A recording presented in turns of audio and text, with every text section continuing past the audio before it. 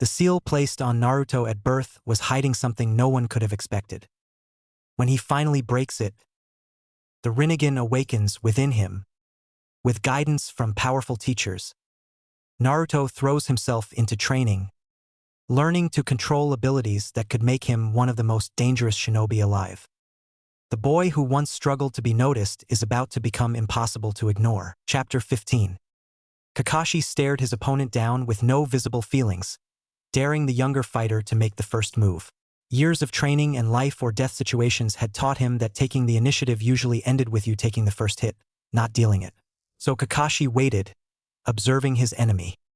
Haku didn't know what to do. Over the years as Zabuza's tool in training, he had been taught over and over again to suppress his emotions. Even though he was normally rather good at doing so, facing down someone so infamous still instilled fear in him. He was almost the same age as the genin on Kakashi's team, and he wasn't as experienced as he would have liked to feel. With Zabuza and Naruto, the fight was already raging at full force. The storm had begun, with Zabuza providing the rain and thunder, while Naruto provided the wind required to keep it going. Literally, Zabuza was throwing around water-based jutsu and the occasional lightning, whereas Naruto was constantly on the defense with wind-natured jutsu of his own. Water style, water bullet jutsu, molding his little chakra as he needed to power the jutsu. Zabuza spewed out a few globs of highly pressured water. The first one aimed straight at Naruto's face while the others cut off all routes of escape from the first. Zabuza was expecting Naruto to use his wind wall jutsu again, but was surprised to see otherwise. With an impressive show of speed, he dodged to his right, moving so fast that even the projectile that was meant to cut him off missed. Continuing with his trajectory, he ran at Zabuza's left, open flank, his Rinnegan flaring menacingly. Seeing the change in the boy's eyes for the first time in the conflict, the ex-Kiri ninja was rather surprised to see purple eyes glaring at him, rather than the blue and white that he was expecting. The boy's earlier clumsiness was also gone, replaced by an elegant, fluid-looking motion. Starting with a right hook, Naruto wasn't surprised to see Zabuza's left hand moving up swiftly to block. Ignoring the failed attempt to blow his opponent's head off, he used his momentum to bounce back up from the left, his fist flying in from underneath his enemy's guard. He was rather perturbed to feel a very hard, cold substance meeting with the speeding appendage. Seeing the uppercut coming, Zabuza did the only thing he thought was logical at the time. He used the flat side of his blade to block the punch. Not only did it protect him from harm's way, it also had the advantage of injuring his opponent, who now backed off, sporting a lightly bruised left hand. With a sigh, Naruto got back into his taijutsu stance, which was little more than just standing there with his hands hanging in front of his face with his feet wide apart. While Naruto was rather good at actually fighting, his beginning stances were still poor. "I really regret not bringing Rujinjaka right now. It's annoying to fight a swordsman without a sword of your own," Naruto said, moving to pull out a kunai to even out the playing field just a little. He still hadn't learned any proper nature manipulation, other than the defensive jutsu taught to him at the academy, so he settled for a normal kunai, not a more expensive chakra-conducting one. "Are you telling me you're trained in the way of the sword?" Zabuza asked, quite impressed by the young genin. It wasn't often that he was pleased by a genin, definitely not one from Konoha. He usually thought they were too soft to be proper ninja, except for the odd genius like Kakashi and Itachi. His opinions were not baseless. "No, but I do know the basics of how to slice people apart with a sword. I might not be a trained swordsman, but it is still better than trying to fight someone that has a sword with my bare hands. I might have a lot of training under my belt, but I still can't break steel with my bare fist, and definitely not one that is made out of a chakra-conducting metal like yours," Naruto replied, grateful for the break he was getting from fighting. His job, after all, was to stall Zabuza, not beat him. Deciding he had enough of letting the boy rest up, Zabuza charged in, his zanbato aiming to cleave his target in half horizontally. At the last second, Naruto brought up his hand with the kunai and stopped the massive sword dead in his track, which surprised Zabuza further. To block something as heavy as a zanbato with nothing more than a simple kunai was a feat beyond any normal 11-year-old. Sakura, Sasuke, and Zaraki looked on in the thin mist, observing the two fights going on at the time. Well, one fight and a stare down, Kakashi and Haku still hadn't bothered moving from where they stood, seemingly content with only trying to subdue the other with glares. They did, however, glance at their partners from time to check how they were faring in their own fights. Sakura was still in denial of Naruto's skill, Sasuke looked on in open envy while Zaraki daydreamed about killing sparring with the other boy. Seeing his chance, Haku charged Kakashi with senbons in his hand, while the older man was sneaking a glance towards Naruto over his own shoulder. The result was Kakashi being impaled through the neck with the needles of death. Haku was almost ready to celebrate his victory, but his joy was short-lived as Kakashi exploded in a cloud of smoke. "Nice try, but I am not one to drop my guard in front of an enemy," Kakashi admonished, all the while charging at Haku with a drawn kunai. Turning in near hysterical panic, Haku brought his senbons up just in time to block the speeding kunai, but not quickly enough to block the shuriken Kakashi had sneakily thrown underneath his kunai arm with the help of his other one. Pain shot through his abdomen as the shuriken dug into his flesh. Luckily, in his attempt to be sneaky, Kakashi had favored stealth over strength, which resulted in the shuriken flying slower and only causing a flesh wound rather than puncturing one of the many important organs that was located within the unprotected patch of flesh. Finally breaking out of his reverie, Zaraki rushed at Haku's back while his attention was still on Kakashi. Their plan was to test out how good this fake missing nin was, but there was no need to keep him alive longer than he needed to. His sword came out of its sheath smoothly, despite the jagged cutting edge, looking as deadly and evil as it always had. Zaraki aimed a slash at the fake missing nin's open back. Sensing danger, Haku tried to turn around, but wasn't fast enough as he felt a sharp pain shoot rapidly through his side. The diagonal slash that was aimed at his back caught his side and the side of his chest as he tried to turn. Fortunately for him, the sword only cut through his skin and flesh, leaving his ribs and lungs intact. Well, partially intact in the case of his ribs, as the sword left a noticeable scratch on his bones. The sword was sharp and jagged, so naturally it sawed through any bone it came in contact with. Sakura's eyes widened in terror and disgust. She had heard about it being a part of the life of a shinobi and a kunoichi, but never before had she seen someone attacking to kill, not to wound. Though the fight didn't involve her and she had heard stories that were far worse, seeing someone nearly mortally wounded for the first time in her life would leave her scarred for the rest of her life, the same way that the stories about her teammate and teacher's life did the night before. Sasuke, no stranger to death and destruction himself, was still a little disturbed to see someone his own age attempting to kill someone of similar age to himself with a straight face. When he decided to pursue the way of the shinobi, he resolved to do whatever he needed to do to get stronger, kill if need be, but he hadn't counted on being reminded of that vow so soon. Naruto wasn't paying attention to his enemy's nigh mortal peril. He had his own problems to deal with.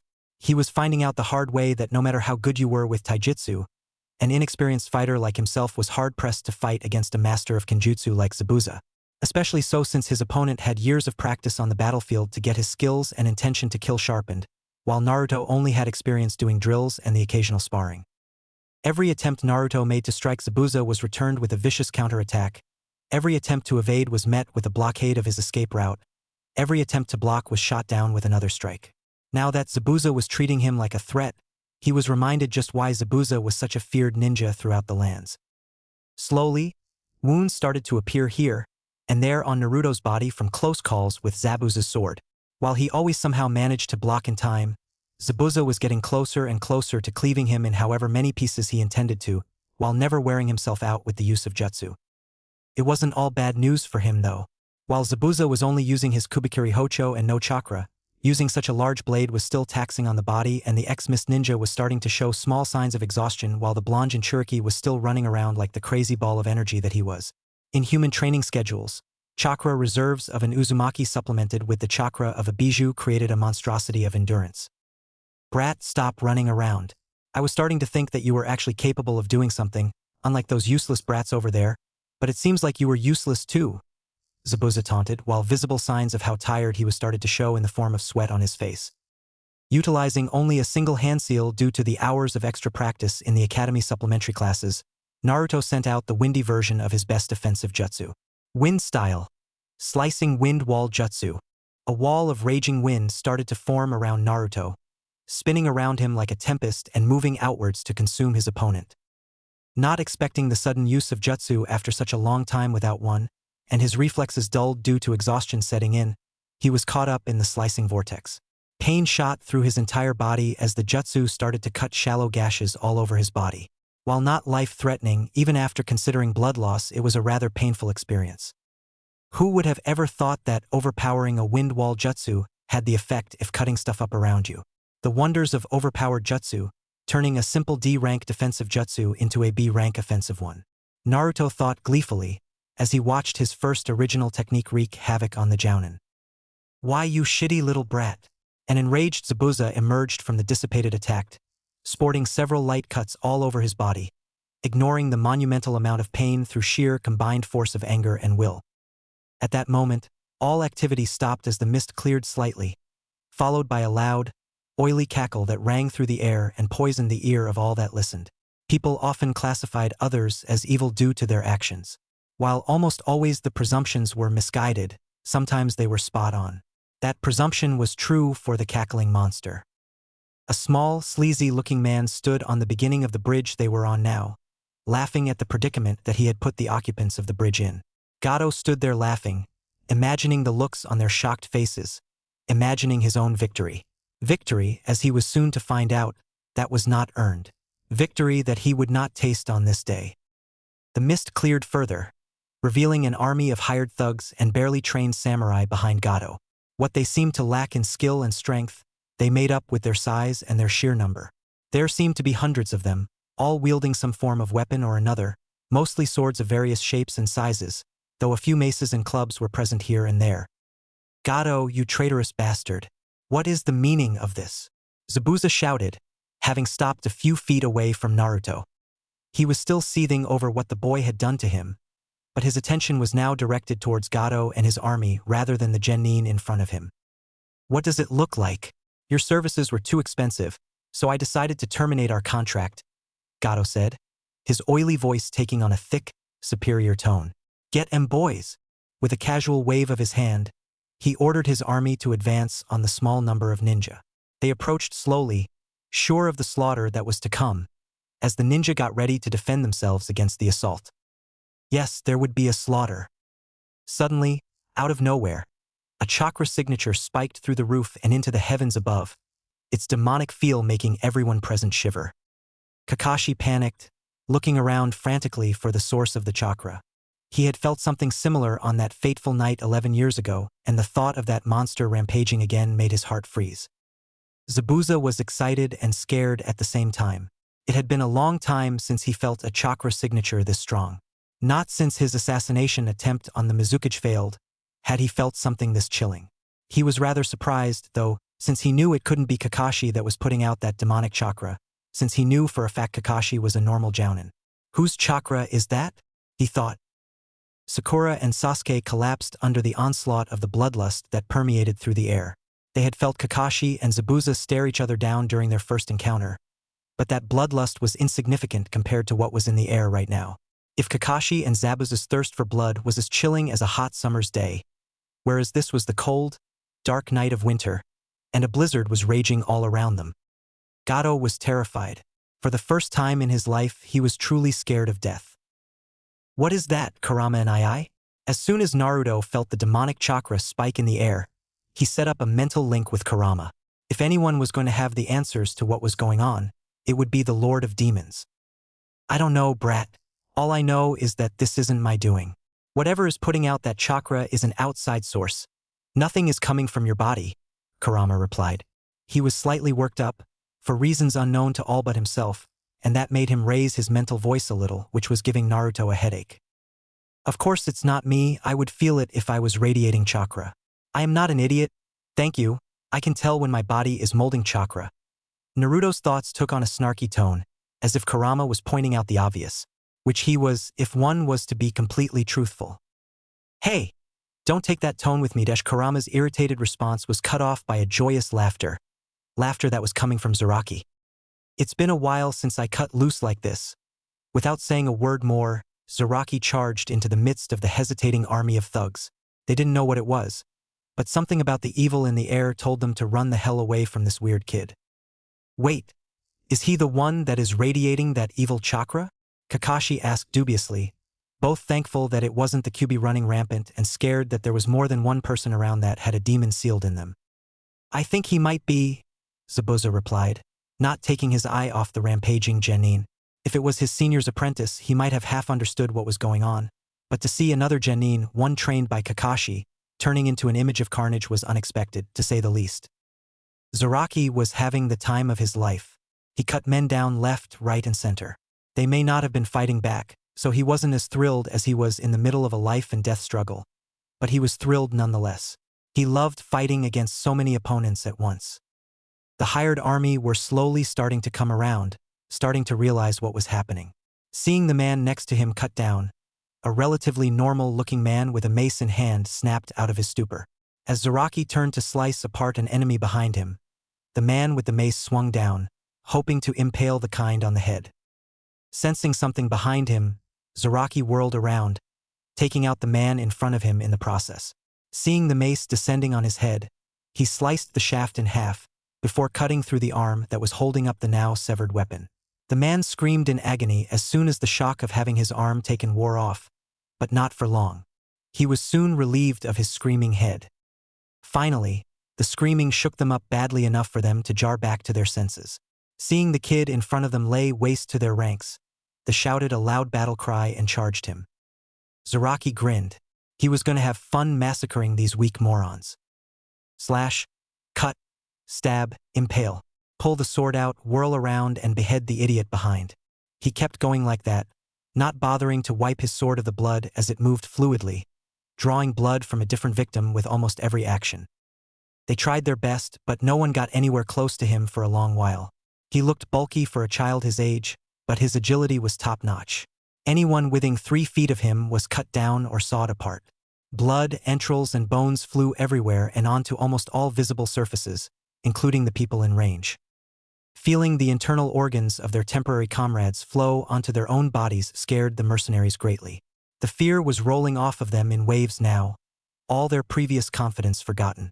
They were getting the slaughter they came to witness.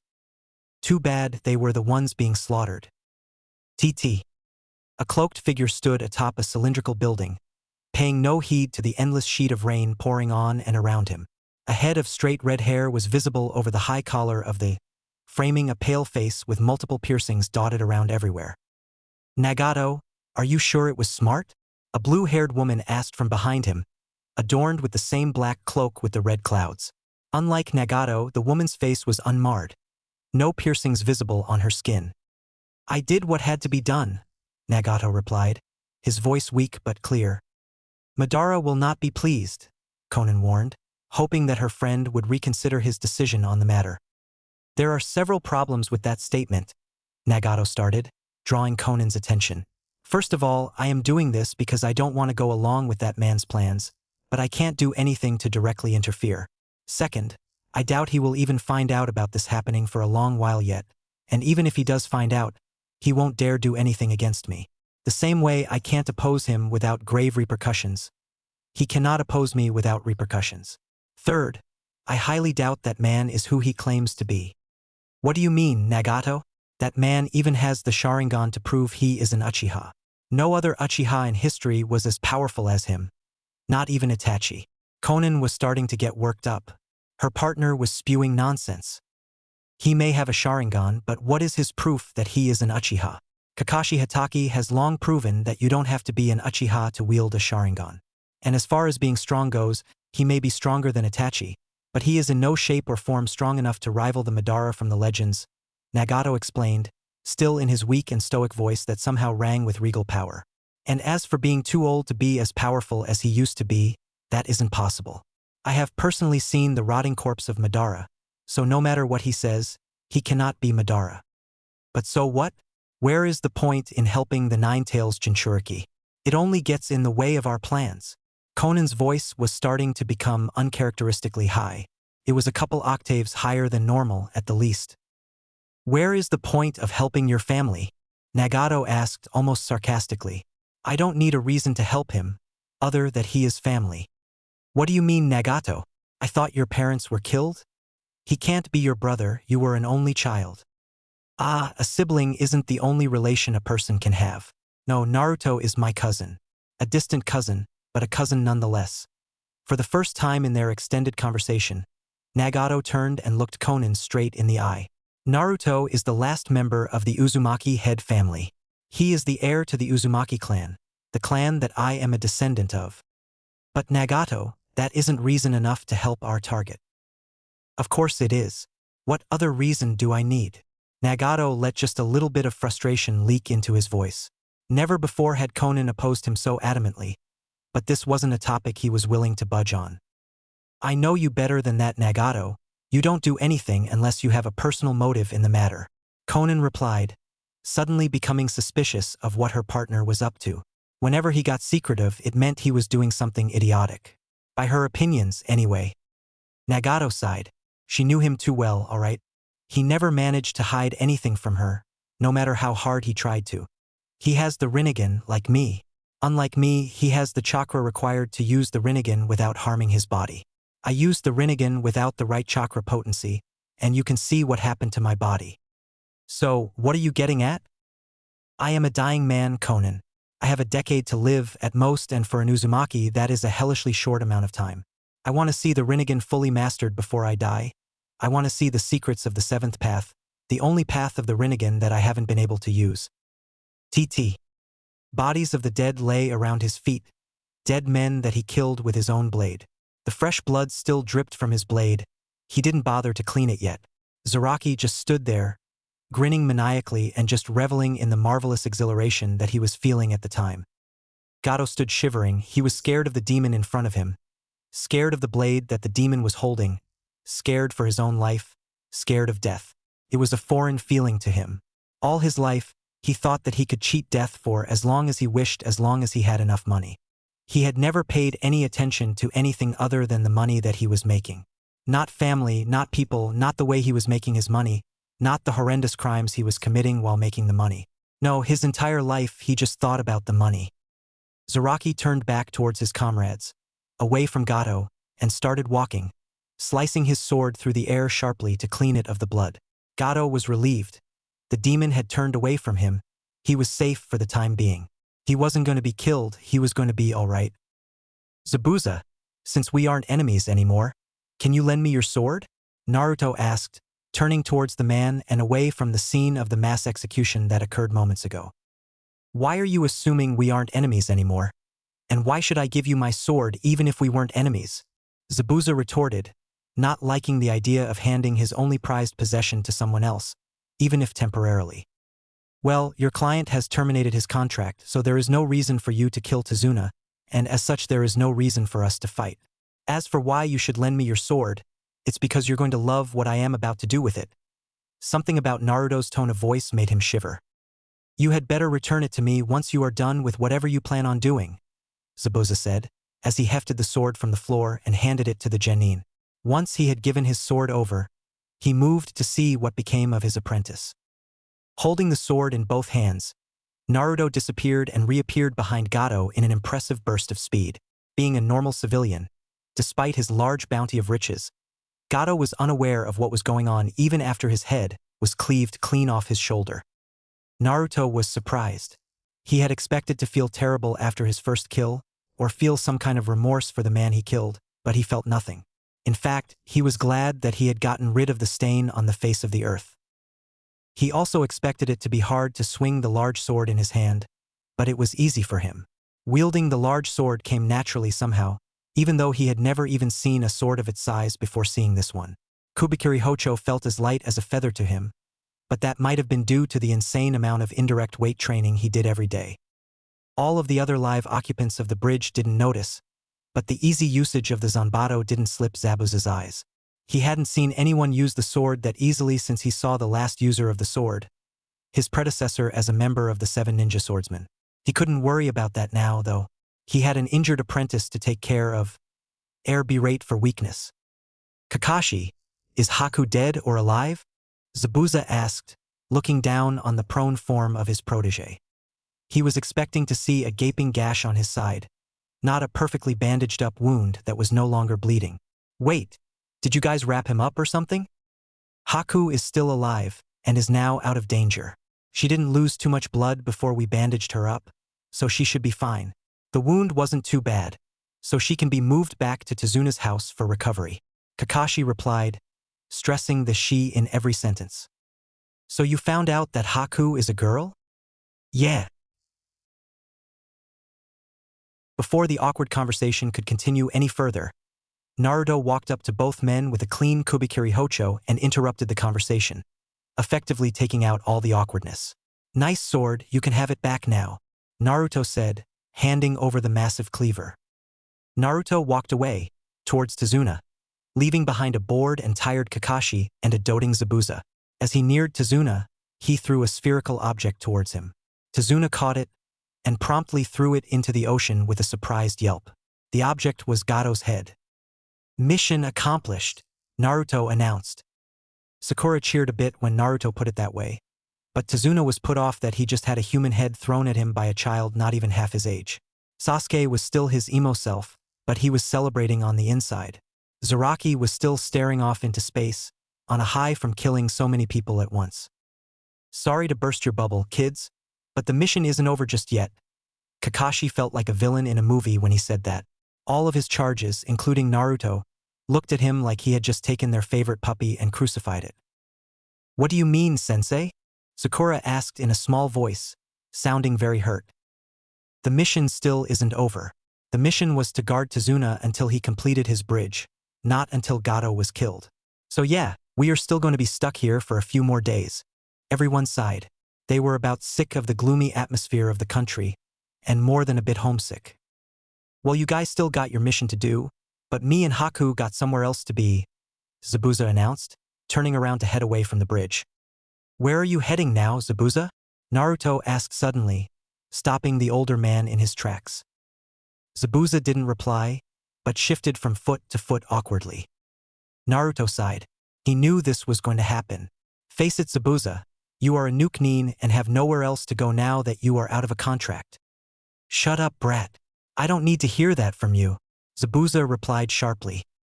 "Why don't you come back to Konoha with us?" Though Sakura's request was a naive one, it was the most plausible at the moment. It was extremely difficult for a missing nin to survive in the wild, especially when they were on their own without any financial backing. "We are missing nin, we are traitors. No village in the world would take us in, no matter what kind of powers we brought to them," Zabuza replied bitterly. I think you would find that statement to be incorrect." Zabuza looked at Naruto like he had gone utterly insane and declared he was going to take over the world with a single shuriken. "Hokage Gigi is an understanding man. He would help you out if you pledge your undying loyalty to him and actually stick to it. As for Haku, well, let's just say Konoha worships bloodline limits. They had better not put her in any stupid breeding programs." Zabuza's voice was low and threatening, promising extreme pain if he did not get the reply he wanted. "Don't worry about that. The council hates my guts inside and out, but even they won't be able to do anything against their own laws. So if I have my way with them, and I can talk to Old Man Hokage about it first, there won't be any problems," Naruto explained. "Why would a simple genin like you have any ability to contact your Kage? I thought it was usually Chunin and Jounin that relayed messages to the Kage of their villages." Zabuza was suddenly suspicious. Something about this sounded fishy. Kage never reduced themselves to talking simple genin. "You would find that we do many things differently in Konoha," Kakashi answered elusively. He had sensed Naruto's discomfort in talking about his situation, so he decided to bail the poor boy out. All right, let's get back to my house first. Then we can all talk properly over dinner. I don't feel like standing for any more time," Tazuna griped. TT. Thick, tense silence lay over the dinner table as the occupants ate without a single sound. It was rare that two groups of people that fought for their lives against each other, and then suddenly started eating dinner together, thus the tense atmosphere. "I have had enough," Tazuna screamed, holding his head. "Yeah, this mood is rather tense for a dinner table," Naruto added his 2 cents. "Well, what do you expect, brat? I won't be going around making casual conversation with my former enemy," Zabuza replied, somewhat wryly. "Whatever. Zaraki, now that you are off your murder high, can you answer me some questions?" Kakashi asked, turning towards the student that he was addressing. He stopped eating and actually looked at the person he was talking to, for once to show that he was serious about the situation. Why the hell not? Go ahead." And all of Kakashi's seriousness just blew over Zaraki's head. "Your chakra, can you tell me why it felt so demonic?" Kakashi asked, saying the last word as if it left a sour taste in his mouth, which truthfully it did. "I dunno for sure, But I got a theory. Zaraki stopped at this point to send a warning look towards their guests. Are you guys sure you want to hear this? This might be a little disturbing. I don't get what you mean, but we had more than our fair share of disturbing things in life. Go ahead and tell, we are curious too. Zabuza answered for himself and Haku, who was currently sitting next to Zabuza and looking very frail and pale. Alright, you guys know chakra theory, right? How a person's chakra nature and potency is formed by what they eat and the kind of air they breathe when they are really young. Every ninja in the room nodded slowly. Kakashi thought he knew where this was going, but he didn't interrupt. Well, my chakra took on a demonic tint because of what I ate when I was young. Apparently, since demons get their tainted and potent chakra from eating humans, I got the same kind of chakra. If anyone was surprised or nauseous, which more than a few were, they did well not to show it on their faces. Alright, that clears up one thing, I guess. Kakashi said. Alright, next on the agenda is how you were able to kill so easily. Meh, killing never felt weird to me. I always killed to survive, so it became second nature to me. I even came to enjoy killing people. Zaraki replied. Did you ever hear that enjoying the kill is a sure sign of loss of sanity? Kakashi asked, remembering his days in ANBU and how he had that same line drilled into his head. In a sense, it was true. No sane human enjoyed the death of another of his own species. Sanity? I never had any of that useless shit to start with. Okay, Kakashi drawled, trying to deal with the fact that one of his students was an emo and another was most likely insane. So, next order of business, do you guys want to compete in the Chunin exams? Kakashi, don't be stupid. They are nowhere near the level required in the Chunin exams. Naruto blurted out. Seriously, did the man want his team to get killed? Of course we are strong enough, Sasuke answered. Sure, if Sasuke-kun is here, we can do anything, was Sakura's intelligent reply. Why the hell not? I'm up for anything as long as I get a good fight out of it. Zaraki answered characteristically. The guy really would do anything for an exciting fight. He didn't even have any regard for his own life when it came down to getting a good fight out of someone. I see. I will consider entering you guys and train you accordingly. You really are trying to get your team killed, aren't you? Naruto asked sarcastically, not expecting an answer. No, they won't be killed so easily, Kakashi said. Well, whatever. None of my business what you do with your squad. I'm done eating, so I will be seeing you later. Naruto walked away from the table and headed upstairs to his temporary room in the humble abode. The first thing he saw when he entered the room was a scroll, lying harmlessly on his pillow. Moving towards it, he picked it up gingerly, ready to throw it if it was rigged in any way.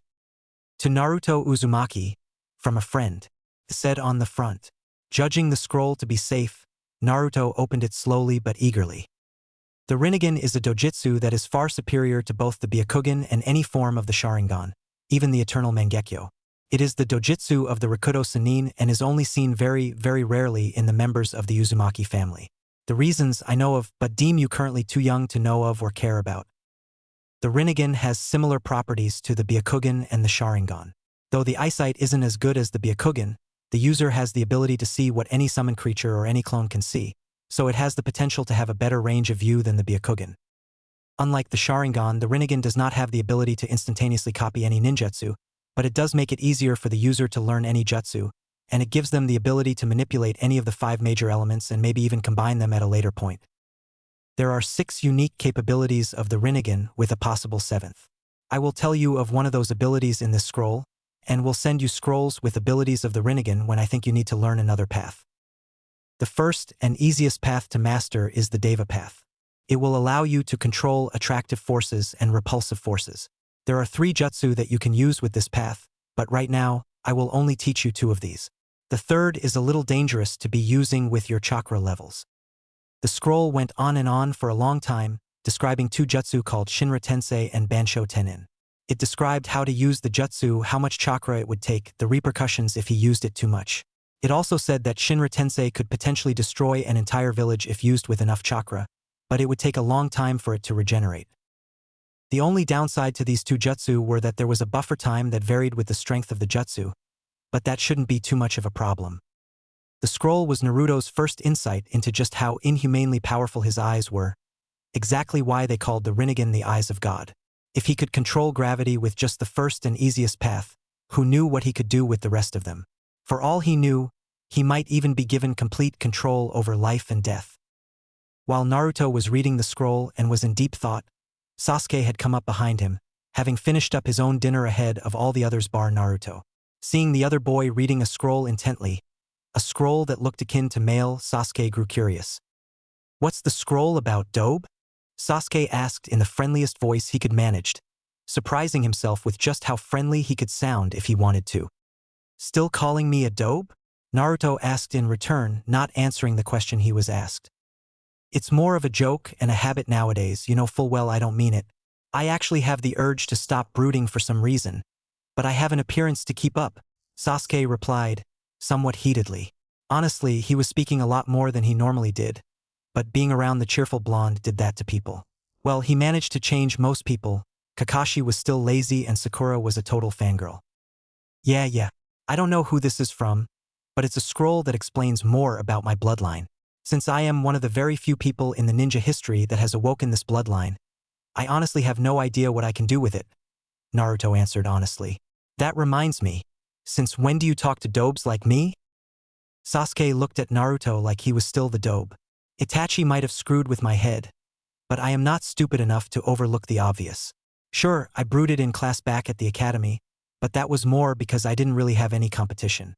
As for why I am talking to you, I can see you really aren't an idiot, but a decent ninja that is probably stronger than me. And if what you said was true, then you had a much more screwed up life than I did. So I don't see any reason for me to doom and gloom while you are all cheerful." To say Naruto was surprised would be the greatest understatement of the century, probably millennium. For a full minute, even with his newfound intelligence, Naruto gaped at Sasuke like a fish, opening and closing his mouth repeatedly. "What's wrong, Dobe? Cat got your tongue? Damn. Who knew all it took was a watered-down story of my life and a show of strength to pull that massive stick out of your ass?" Naruto asked sarcastically, trying to get a rise out of Sasuke. Which, if he knew the other boy as well as he thought he did, Naruto was sure he was going to get. "Hey, I did not have a stick up my ass. Wait, what did you mean watered down? I thought you were exaggerating when you were giving your life story." Sasuke suddenly looked very scared. There was also an underlying tone of, was that pity in Sasuke's voice? "Yeah, that was watered down. I had worse, but I can't be bothered to dig up all those old memories. The worst of them were mostly from when I was younger. And don't you dare pity me, team, or I will kick your ass into next bloody year. Remember one thing and it will help you in life more than anything else." Well, it did wonders for me anyway. Never wallow in your sorrows. Remember that no matter how bad your life is, there is probably someone out there that has had a far worse life than you had. Naruto sounded much older than a boy of 11, something close to a sage. Worse? Kami help any poor soul that had a life worse than you. Well, yeah, that's true. And another thing, I am pretty sure this is going to get hammered out later when you meet your brother. Anyway, but let go of all of your hatred dash before Naruto could go any further. Sasuke interrupted him, sounding almost like his old self. "What do you mean let go of hatred? Hatred is what gives people power. I need power to kill Itachi." "Idiot, let me finish. Hatred isn't the only thing that gives you power, you moron. And while I support your will to get stronger, you don't need to kill Itachi and I dash again." He was interrupted by Sasuke. "Itachi and I? I didn't hear you call him that last time." Sasuke sounded very much like his old, brooding self. His tone held that same anger that his Avenger persona always did. For a minute, Naruto feared that all his efforts to pull Sasuke out of the darkness had failed. "Damn it, Sasuke. If you let me finish, you would understand what the hell I am saying. I call him an II because he has been like a brother to me for these past year or so." Sasuke looked skeptical at that. "Anyway, don't worry about my relationship to Itachi and I for now. That can be sorted later. We are getting off topic. Itachi and I going mad and testing his skills out wasn't the reason that the Uchiha were killed. That was only a front. That's why you don't need to kill him. The rest of the story is for Itachi and I to tell. As for hatred giving you power, that is actually a ruse. It isn't hatred that gives someone power, but strong emotions like hatred. It causes a person to become determined for their purpose and gain power to fulfill that purpose. The strong emotion causes a massive rise in determination, which is the thing that makes people stronger. It's the will to fulfill that purpose. The strong determination causes people to go beyond their limits, to rise to their true limits. That's the philosophy behind the will of fire that Konoha is so famous for, or infamous, depending on your point of view. The will to protect what is precious to them is what makes the hidden leaf so strong and so damn fearsome in a war. Naruto finished his long lecture with a sigh. I guess that makes sense. So, how do I gain power of a strong emotion without hatred? Sasuke asked, as if it was the most complicated thing he had ever come up against. It's simple, idiot. Make friends, find people you care about. That way, when you come to care about them, you would even give up your life to protect them. That is what makes people strong. Naruto answered, then got a mischievous look on his face. If any victim of his pranks had seen that face at the time, they would surely have had a heart attack. However, Sasuke, being exempt from the list of prank victims, just looked at Naruto expectantly. Tell you what, go get a girlfriend. That tends to make people want to protect. Sasuke, being the somewhat innocent 11-year-old he was, blushed madly. Seeing Sasuke go the exact shade of tomato red that Hinata's face went every time Naruto got close to her, Naruto broke out in uncontrollable fits of laughter. Shut up, dope. Go get a girlfriend of your own. At least girls look my way when I walk past. Without realizing his mistake, Sasuke just opened himself up to the prankster often called the King of Chaos.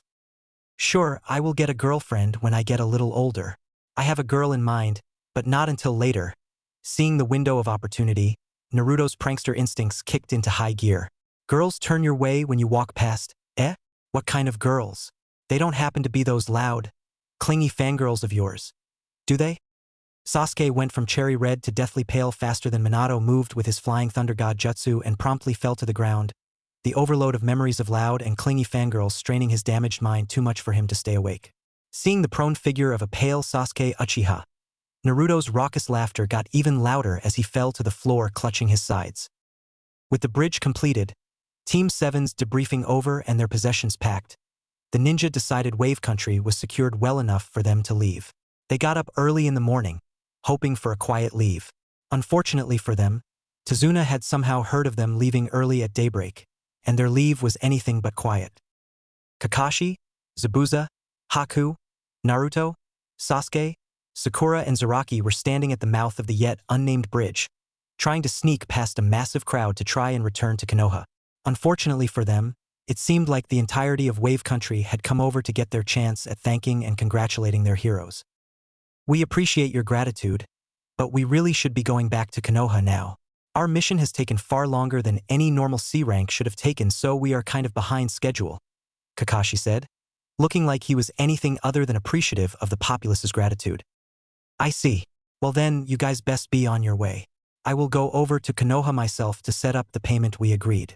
As much as I would love to, I won't back out of our deal after all that you have done for us, Tazuna said.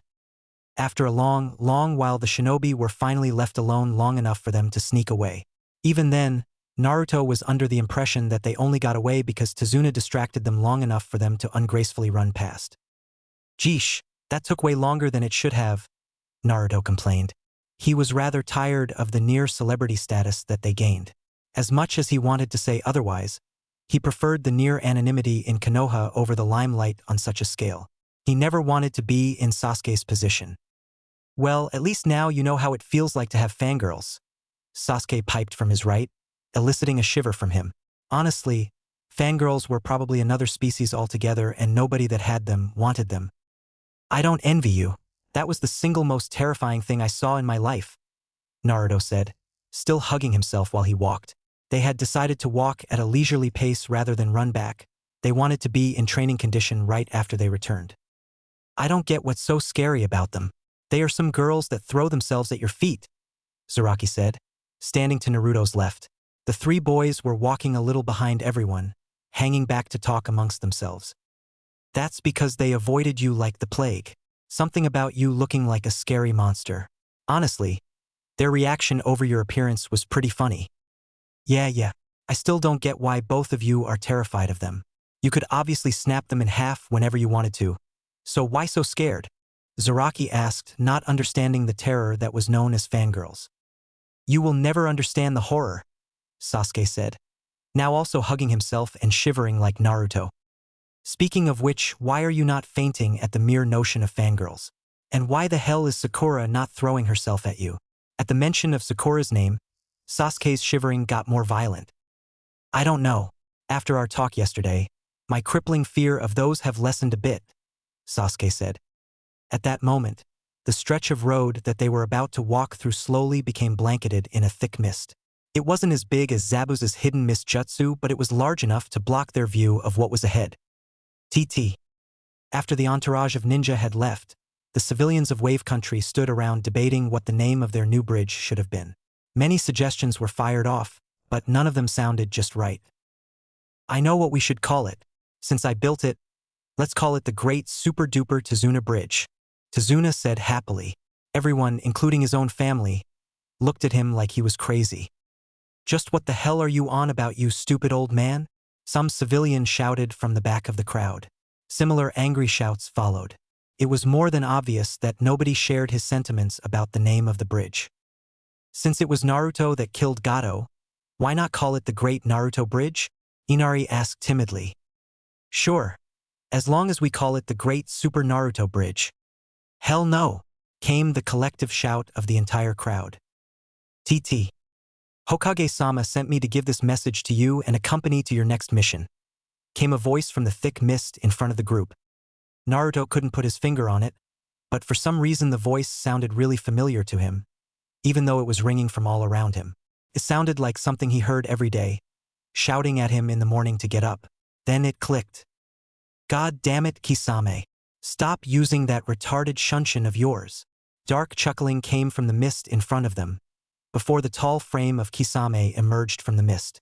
He was wearing the normal jounin outfit for Konoha, but his sleeves were missing.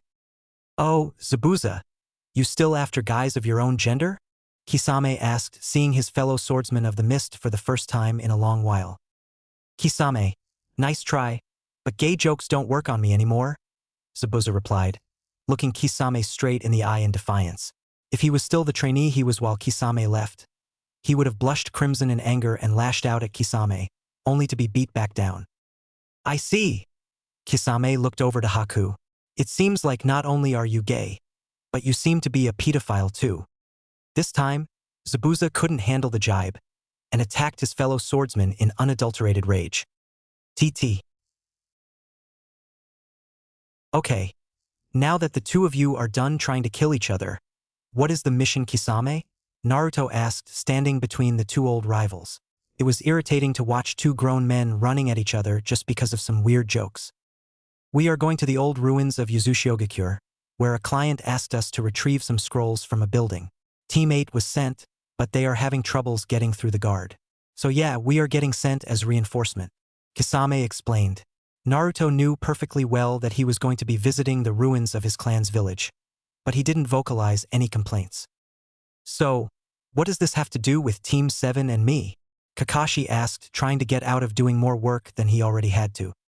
Team 7 is being sent along with my team, so yeah, you guys got this mission as well, Kisame said. So what do we do? Do we head straight to Konoha, or do we come with you? Zabuza asked. He really didn't want to do more traveling after being a missing nin for so long. He was looking forward to finally settling down in a village. It's best if you come with us. Who knows what kind of crap the council will pull if you go there without me around, Naruto said. What does you going there have to do with us getting a place in the village? Haku asked, curious. Don't ask. The council makes laws that they don't obey, and the Hokage forgot most of them himself, so I will be going with you to bail you out when I need to, Naruto said. I see, well, we will head to Yuzushio with you, I guess, Zabuza said, preparing to change course to head towards another village. TT. The journey to Whirlpool Country took a couple days, but was mostly uneventful. They were about a mile out from where they were supposed to meet with Team 8 when Naruto decided to strike up a conversation with Kisame. Oi, Kisame. If we go on a mission now that may take more than a few weeks to do, what would we do about the Chunin exams? I thought they were starting in a couple of weeks, Naruto said, looking expectantly over his shoulder at Kisame, while they were tree-hopping closer to their meeting place. Oh, you don't have to worry. There was something about getting a treaty with Kumo so that their ninja could participate as well, so the exams are getting delayed. It's probably going to take a couple more months of negotiation before the exams are ready to go, Kisame said, not looking over to his student and just carrying on in his journey. That makes life easier. Now I can actually train properly to get ready for the exams. I got some stuff I want to try out, he said. He would say more, but that was when they ran into the clearing that Team 8 were waiting for them in. Where is the client? I want to get this mission over with as fast as possible, Kakashi said, as soon as he neared Kurenai. He wasn't in the mood to do another extended mission after just completing a mission that took so long. The client is in a tent a bit further south. The problem is our opposition. I don't think my team had a hope of taking him down, Kurenai said. Well, lead the way, Naruto said, sharing Kakashi's sentiment in wanting to get the mission over with as fast as possible. The entire group, composed of Team 7, Team 8, Kisame, Naruto, Zabuza, and Haku, walked towards where the tent was supposed to be. What they found was less like a tent and more like a mansion made of fabric. A portly, bald man walked out of the tent, wearing what looked to be his silk pajamas. He walked slowly up to the group of ninja to find out who the new group were. Kurenai-san, who are these new people? The man asked, playing with an imaginary beard as he did so. He seemed like one of those stereotypical rich men that didn't ever see hardship in their lives. Tsubasa-san, these are reinforcements. We can't force our way through the gates without more troops, Kurenai said. Speaking of fighting, who are we fighting? Naruto asked. He didn't know why, but his gut was telling him that there was something seriously wrong with this mission. His instincts were telling him to run the hell away and hide in a hole far, far away from where they were right now. His gut instincts were never wrong, so he prayed it was wrong for once. Some middle-aged man with a sword. The odd thing is, by his chakra levels, he seems like a civilian. Kurenai replied, scrunching her face a little in confusion. It really made no sense. It was common knowledge that chakra was power in the world, so how was a chakra-less man like that so damn powerful? Well, whatever. Let's get the client to the destination so he can point out what scrolls he wants. Naruto said. He was doing what he always did best, deceiving people. He was doing a good job, but Kisame knew something was wrong about his student's tone of voice. The group walked at a leisurely pace, walking towards what was probably the ruins of the old Yuzushiogakure. Nobody talked much on the way. The genin tried to make small talk among themselves, but they quickly found out that nobody really got along that well, what with Kiba and Sasuke clashing over the alpha male position, as Kiba put it. Naruto moved away from the shouting Inuzuka and the brooding Uchiha, preferring to walk next to the quiet Shino and Hinata. Shino, knowing about Hinata's crush, moved discreetly away from the pair of them. Seeing Naruto so close and the fact that they were now relatively alone, Hinata started to get nervous. Naruto, as observant as he was, noticed this immediately. He knew of her crush on him, and he frankly didn't know what to make of it. On one hand, Hinata was a nice, kind-hearted girl that didn't have a shred of Hyuga arrogance in her. But on the other hand, her father was rather insistent of boys staying away from his daughter, not wanting to taint the Hyuga name, no matter how weak and worthless he thought his daughter to be. Nah, Hinata, why are you always so nervous around me? Naruto asked quietly, not wanting the sensitive ears of the Jounin to pick up on their conversation. Not that they were eavesdropping, and it was rather hard to hear things when there was such a gap between the group and the pair. It's because I have a CCC rush on YYOU, remember? Hinata said, her stuttering getting steadily worse as her nervousness increased. I know you have a crush on me, and I am not going to give you an answer to your confession just yet, but why the nervousness? I know you don't have much confidence, but why the sudden increase? Naruto asked, genuinely curious. Hinata was getting way more nervous than she usually did, so Naruto instantly became suspicious of the reason. It's because I have to become a CCC Hunin this coming exams. Hinata said quietly. So what? Geez, have some more confidence in yourself. You are a lot stronger than you think. Just lose the nervousness and a bit of the softness, and I am sure you will be knocking Hanabi and Niji around like ragdolls, Naruto said confidently. The pair had to stop talking though, because the group had stopped in front of a large building that looked to be surrounded by miles of barren land. So this is the destination? Naruto asked. Yes, this is the library of Yuzushiogakure. What I want you to retrieve are jutsu scrolls. I am a collector, so I want to collect these invaluable jutsu, the client said. Before the conversation could go any further, a man walked towards them. So you are back and attempting to steal from my old master's vault, the man said, addressing Kurenai. The man looked to be about Kakashi's age, with sandy blonde hair that fell down to his back. He had a white coat that was draped over his shoulders, fluttering in the wind. He wore a full-sleeve white tee, with the word Osamurai imprinted on the right breast, and a dull blue-colored jeans that looked old and faded. The look was completed with a white leather belt tied around his waist and the ends hung limply down his front. /N. Google search Mifune Soul Eater modern look, and the fourth picture in the top row is what he looks like. We are only here to complete a mission. Let us pass, Kurenai said. Even if you are here for a mission, I cannot allow you to take what is in this vault. The man said evenly. Besides, there is a blood seal in place that prevents anyone not worthy from going inside. I see, Naruto said. Talking before Kurenai could, he turned towards the client. Be honest. What are your intentions for the scrolls after you get them? To sell them to Kumogakure no Sato, the man replied honestly. I see. Naruto stood in a ready stance in front of their client. In that case, I cannot allow you to lay your hands on the scrolls within this vault. Instantly, as soon as the words were out of his mouth, the Konoha ninja, bar Naruto and Kisame, rushed to the side of the client and surrounded him, protecting him from the threat. Naruto stood with his back to the man guarding the vault, completely overlooking the fact that he was leaving his back open to attack. He didn't consider the guard an enemy anymore. Naruto, what are you doing? Kakashi asked in a somewhat serious voice, showing that he was actually awake for once. He was rarely attentive, let alone serious, on a mission anymore. I am preventing the client, Tsubasa-san, from getting what he wants, Naruto stated simply. He then turned towards Kisame. Kisame, do you have Rujinjaka? If it's in the storage scroll, then yeah. I brought the scroll with your custom ration bars in it, Kisame said, holding out a small scroll towards Naruto. It was a deep red scroll with a white label that had the kanji for personal on it. It has more than ration bars, Naruto said, never taking his eye off the client and the ring of shinobi surrounding him. He bit his thumb and wiped his finger over the label rather than the seals inside. Out came a slightly longer than normal katana, the kanji disappearing from the white label. Naruto, just so you know, you will be taken down for treason if you attack, Kurenai warned, taking out a kunai to prove her point. Kunais were often used as a symbol of warning in the shinobi world.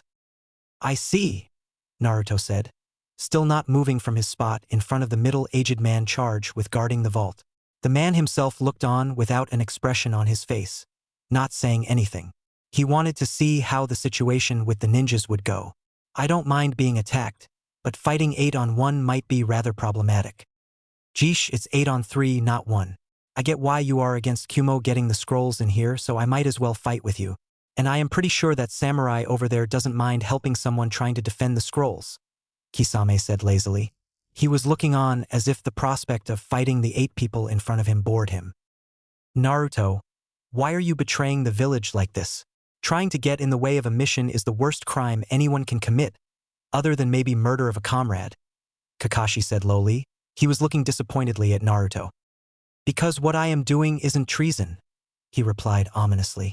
Some of Konoha's most dangerous secret techniques were given to Uzushigakure in return for their help with putting safety seals on the outer walls of Konohagure no Sato, and the sealing scrolls of Uzushio are nothing to laugh at.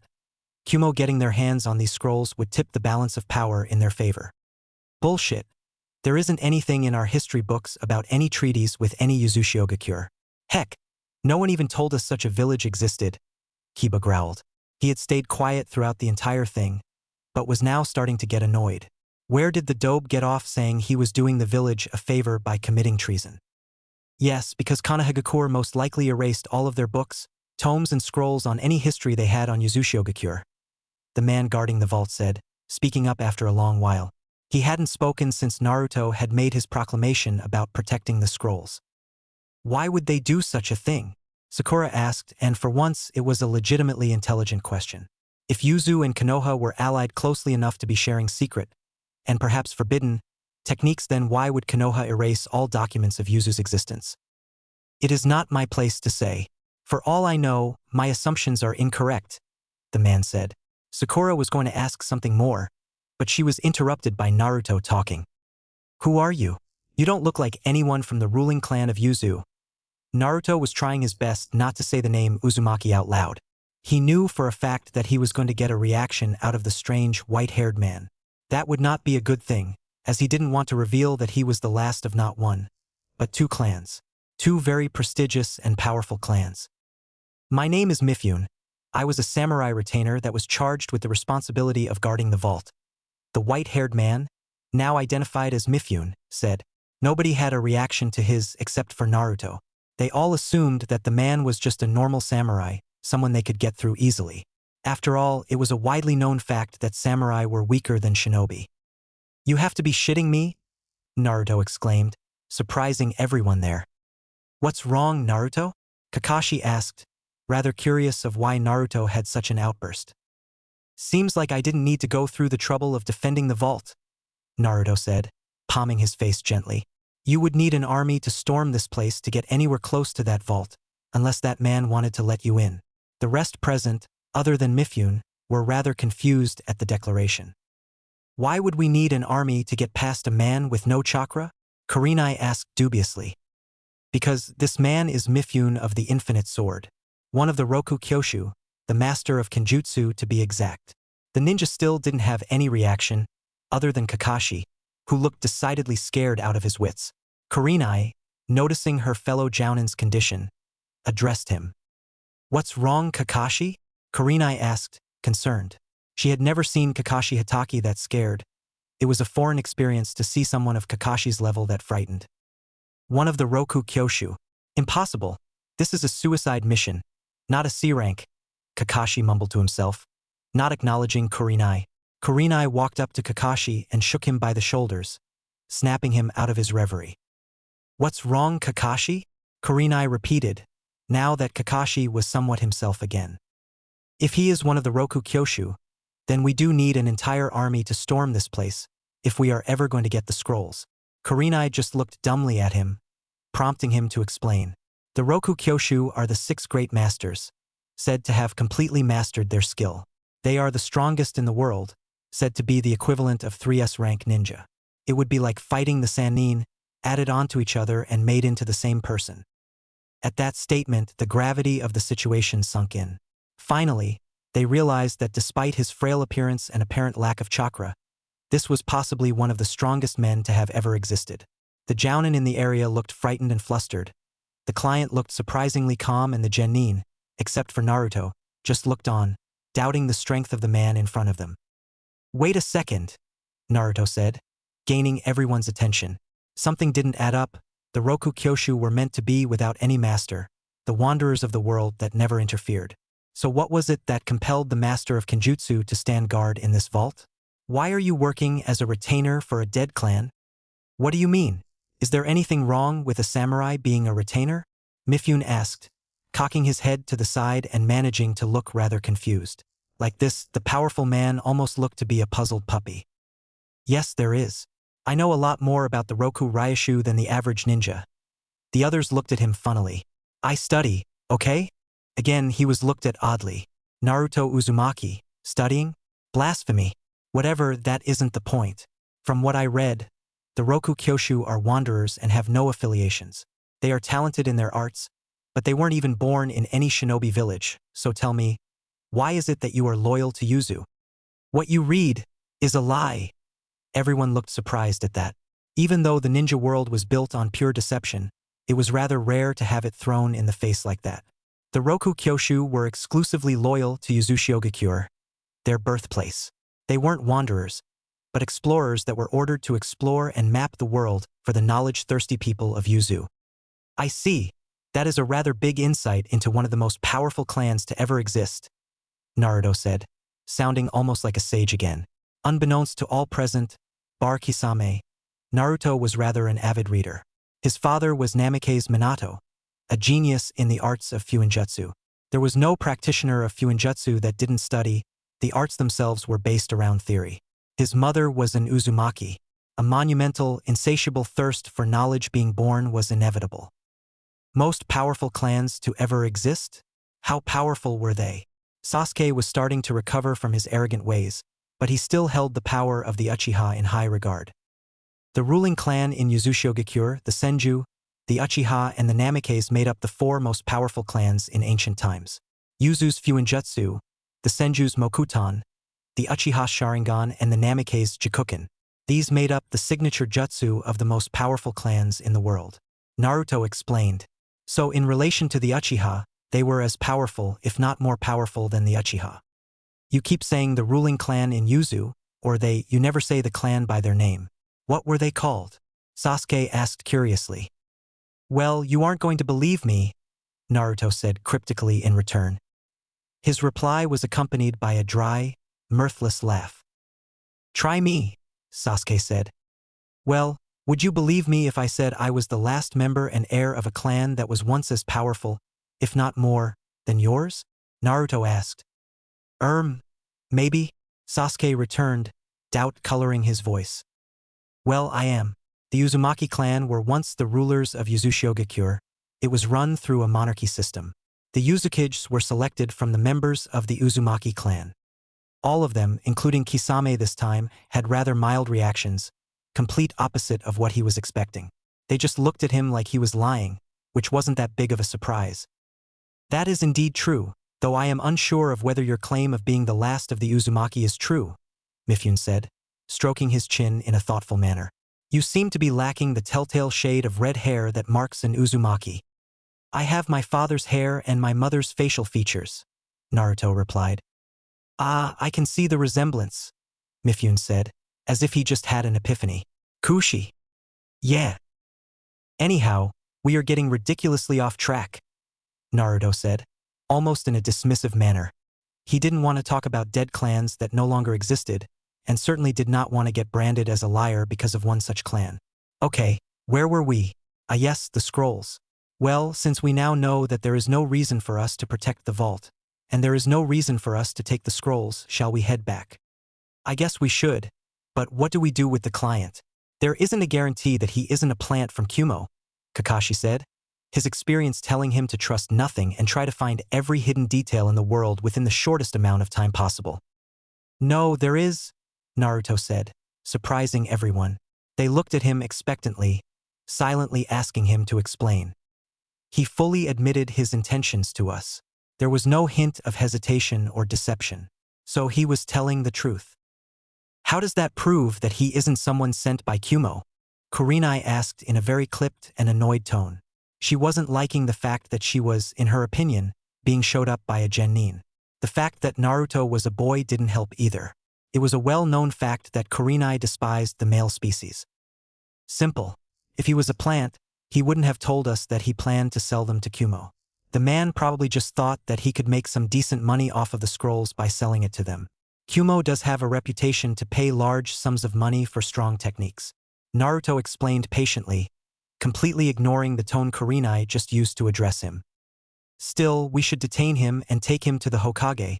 Let him decide what to do, Kakashi said.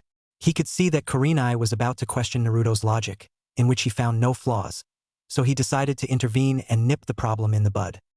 Agreed, Naruto said. The genin, other than Naruto, Sasuke and Kiba to an extent, were almost silent throughout the entire ordeal, watching their superiors in knowledge deal with the situation. If that is all, shall we head back to Konoha? Let's go, Kisame said, nodding towards the general direction of where Konoha was. Wait, before you go, Mifune called. If you really are who you say, you should take the scrolls inside the vault. You might find things that will help you in life. Naruto seemed to be considering the pros and cons of doing such a thing. On one hand, he could gain some very powerful jutsu, but on the other hand, the council was going to demand the scrolls and techniques. Of course, they would probably teach it to any ninja they had under their thumb and literally shower Sasuke with the techniques. Of course, Naruto had nothing against the Uchiha boy, not anymore. After he got past all the arrogance, Sasuke seemed like a nice kid. He was willing to learn, though he was rather dense at times. What Naruto was concerned about wasn't the fact that Sasuke would be getting jutsu, but the fact that the jutsu would most likely be dangerous and might even wind up killing him. Well, fine. I can handle the council with their own laws, so I guess I will take the scrolls, Naruto said. His voice had a little undertone of nervousness. Naruto was never nervous. It's a blood seal. I'm sure you know how they work? Mifune asked, more out of courtesy than anything else. Blood seals were common, and though they were hard to make, everyone knew about them. "Yep," Naruto said, slid his thumb on the point of a kunai and moved towards the door of the vault with a bleeding thumb. It had been a long time since Naruto Uzumaki was scared for his own life. The last time it had happened, he was being electrocuted with enough electricity to power all of the Hyuga and Uchiha districts without a problem, and probably have some left over. This time, though, the situation was much more serious. As soon as he had trailed his bloodied finger over the blood seal on the vault's door, it started sucking out his chakra at an alarming rate and didn't show any sign of stopping anytime soon. Currently, he was hanging in a state somewhere between chakra exhaustion and death. Kept sucking on his chakra, not slowing for a time yet. Then suddenly it stopped. It was no longer drawing any chakra from him, but Naruto still couldn't retract his finger from the door. It was as if some unnatural force was keeping his arm attached to the door. Then he felt it. All of his chakra returning to him, but something was amiss. It didn't feel like his chakra anymore. In fact, it didn't feel like chakra at all. It was as if pure knowledge was being pumped into his veins, and it hurt. Liquid fire was boiling through his veins, accompanied by knowledge. He knew why it was happening though. It was too much pain for his mind to take in one concentrated area, as that would cause his brain to explode. So it did the only thing it could do to ensure Naruto's survival: spread the pain over his entire body. He held in his screams though. He was no stranger to pain. Even at this level of pain, he could handle it. He would take it, he wouldn't cry out. After all, he had promised himself that he wouldn't allow anyone the satisfaction of hearing him scream. As it was there, it was gone. Naruto felt normal again. His chakra was back. His veins felt as if the pain from a moment ago was a figment of imagination. All was normal again, but something didn't feel right. He noticed it then, the amount of sheer knowledge in his head. Thousands of years' worth of experiments, studying, jutsu development, sealing knowledge. It was as if all of that was just dumped into his head without any restraint. He could feel his mind reeling from such a thing, but it was relishing in the power. He could remember how to do ancient jutsu long forgotten and abandoned. He remembered sealing formulae that were long since considered taboo and far too difficult or dangerous to attempt. He remembered exactly how to draw them, exactly how to use them. But the knowledge wasn't the only thing he received. He received the sorrow, the sufferings of his people long gone and lost. It seemed that all the experiences of the past shinobi of this village was now thrown into his head, with absolutely no consideration for what kind of information was being given to him. The door stayed adamantly locked. It didn't open. The vault seemed lifeless now, though, and looked to be wearing away into sand.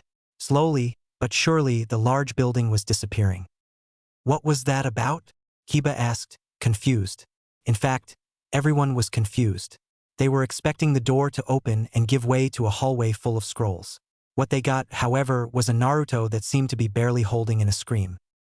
"I forgot to tell you," Mifune said, with a somewhat sheepish smile on his face. He looked a bit uncomfortable, though it was hard to tell the emotions of the stoic swordsman. The vault isn't full of scrolls. It dumps all of the information in the mind of the recipient dash. That was as far as Naruto heard, before he saw black and passed out. The mental strain from having so much knowledge dumped in his mind was too much for even him to take. TT. Naruto awoke to a white ceiling, not much unlike a white ceiling he was used to seeing. Every time a village mob would beat him, he would end up here, in the hospital, lying in an uncomfortable old cot. But something didn't feel right. The bed wasn't scratchy or reeking of disinfectant, but soft and had a flowery aroma. The ceiling looked white, but almost like clouds rather than a wall. Clicked into his mind then. He wasn't in a hospital, but he was sleeping on the floor somewhere. The ceiling wasn't a ceiling, but the cloud-covered sky. Naruto stood up hurriedly, expecting to see the horrible place people called a hospital, but was surprised to see that he was standing in a clearing of sorts. The grass-covered ground was a vivid shade of yellow, the clouds covering the sky a spotless white. He could see the tree-line of a forest in the distance, and a gray fortress built against a rocky mountain of a darker shade of gray, beyond the forest. Naruto was confused. He was expecting to wake up in the distasteful place people called hospital, but he was surprised to find himself in an invigorating clearing rather than a drab room of white. He was thinking about where he could be, and not paying attention to his surroundings. He presumed he was alone. "Boy, stop spacing out," a voice called from behind him, He whirled around immediately, on guard due to his surprise. He was even more surprised to see a man of average height and build, wearing plain, nondescript white clothes. He had an odd shade of hair that looked to be red and blue at the same time, and a blue left eye accompanied by a red right eye. "Who are you? Where have you brought me?" Naruto said, hostility coloring his voice. He was starting to formulate a plan to escape if he so needed. "Calm down, I am not your enemy." Now that he was paying full attention, Naruto noticed the man had an odd voice too. It was as if two people were speaking at once, one gentle and calm voice, while the other was low and gravelly. It was as if the two parts of his voice were trying to personify order and chaos. "Besides, even I am not powerful enough to harm you here." Naruto dropped his guard. Just a little, he still didn't trust the man fully. "I didn't ask whether you were hostile or not. I asked who are you? And where are we?"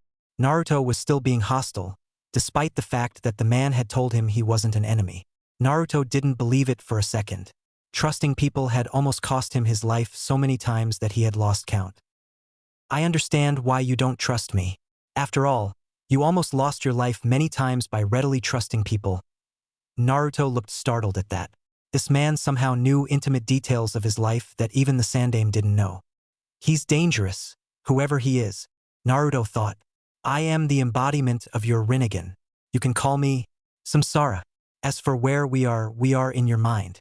Specifically, the portion in which I reside." "There are more than one portion to my mindscape?" Naruto asked, all semblance of hostility forgotten at hearing that he was within his own mindscape. He knew that even an existence of Kurama's level couldn't hurt him here. He was the supreme power here, the omnipotent one. "Ha ha ha, trust me, I am a lot more powerful than young Kurama." Again, Naruto looked surprised. He had grown up thinking that the Kyuubi was as strong as anything got within the mortal plane. And yes, there are more than one parts to your mindscape. For, to be exact, one is where I reside, one is the former prison of Kurama. One is where your soul resides, and the last is where your sword's spirit, Rujinjaka, lays dormant. There are things that are more powerful than Kurama? That's rather scary. Naruto had sat down on the lush floor by now, looking as if he was ready to have a long conversation. Yes, a few things in fact. The shinobi in the ancient times were sometimes strong enough to make the bijou look like children, which they were at the time. The bijou are all originated from the jubi, which was as strong as all the bijou put together and multiplied by 10.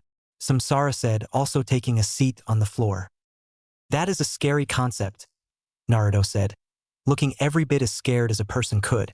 He knew firsthand how powerful a single bijou was by themselves, so the power of all of them combined and then multiplied.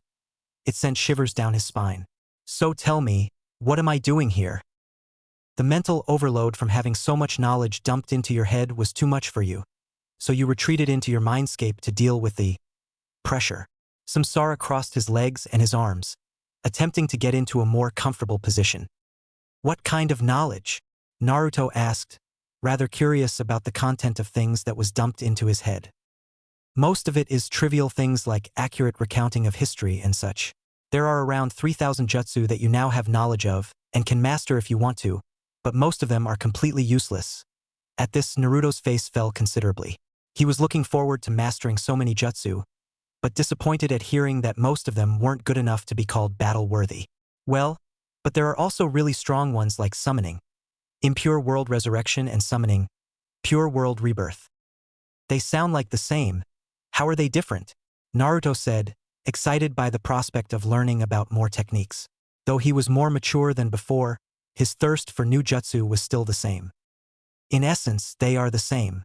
They both bring back the dead." At this, Naruto looked disgusted. "But where the impure one brings back the dead via a living sacrifice and uses the dead as a puppet, the pure version brings back the dead and allows them to live normally, as if they never died. The pure version needs the user to sacrifice some of their lifespan, though a couple decades at the most, but the exact number wasn't confirmed." "Who would research something so disgusting?" Naruto asked, though as an afterthought, he added, "Though the pure rebirth sounds like a really noble jutsu to use." "Orochimaru, for one." Naruto wrinkled his nose. He had a few run-ins with the Sannin in his younger days. He never liked the man. But the one that invented the first technique was actually the Nidaime Hokage. "Tobarama Senju?" Samsara nodded. Wow. Never had him pegged for an insane scientist. The second one was an invention of the Yondaime Hokage's, who was looking for a way to counter the Nidaime's technique in case he ran across someone that was putting a poor soul through such torture. Samsara looked thoughtful for a second, scratching his chin and looking towards the sky. Your father was a good man, really honest and almost obsessed with doing good deeds. But he was hellishly shrewd, though. Tell me, how do you know so much about the world when you are supposed to be the embodiment of my Rinnegan? It was a side effect from your sudden increase in knowledge and intellect. Mine increased in the same proportions as yours, so I am pretty much all-knowing at this point. Though I won't interfere in ways that would change the future too much, I am still going to help you out wherever I can. Samsara smiled down at him, a fatherly look present in his mismatched eyes. I don't want you to die after all. I see. What else do I know? Some elemental jutsu that are long forgotten. They are really powerful but hard to control. You don't have any need for them at this moment in time. Samsara contemplated for a while more. You might want to learn the control of the air sphere and water-flowing control of the air sphere. Come to think of it, you don't have any offensive jutsu, do you? You might want to learn Maelstrom Strike and Lightning Style, Pale Lightning, while you're at it. Wind Style, Wind Blade and Lightning Style. Lightning Blade wouldn't hurt, but assassination techniques aren't necessary right now. I see. When can I leave and start practicing these jutsu? Naruto asked, excited by the prospect of learning new techniques. He really needed to expand his arsenal of offensive jutsu, if not anything else. In a couple of hours. Me and Kurama are still repairing your mind and sorting out the information into an usable archive. Go to sleep here and you will wake up in the real world when your mind has recuperated fully. TT. Naruto awoke to the sound of battle and the unconscious face of Mifune. He stood up quickly, not knowing what was going on. Looking around, he saw all of the genin passed out on the floor and the jounin barely holding up against what looked to be hordes of Kumo jounin. What the hell is going on here? Naruto screamed. The vault isn't full of scrolls. It dumps all of the information in the mind of the recipient without any heed for what kind of information is being shared or whether the vessel's mind is being overloaded. It is a dangerous method, but the Uzumaki life force is more than enough to counteract most of the damage done, Mifune explained.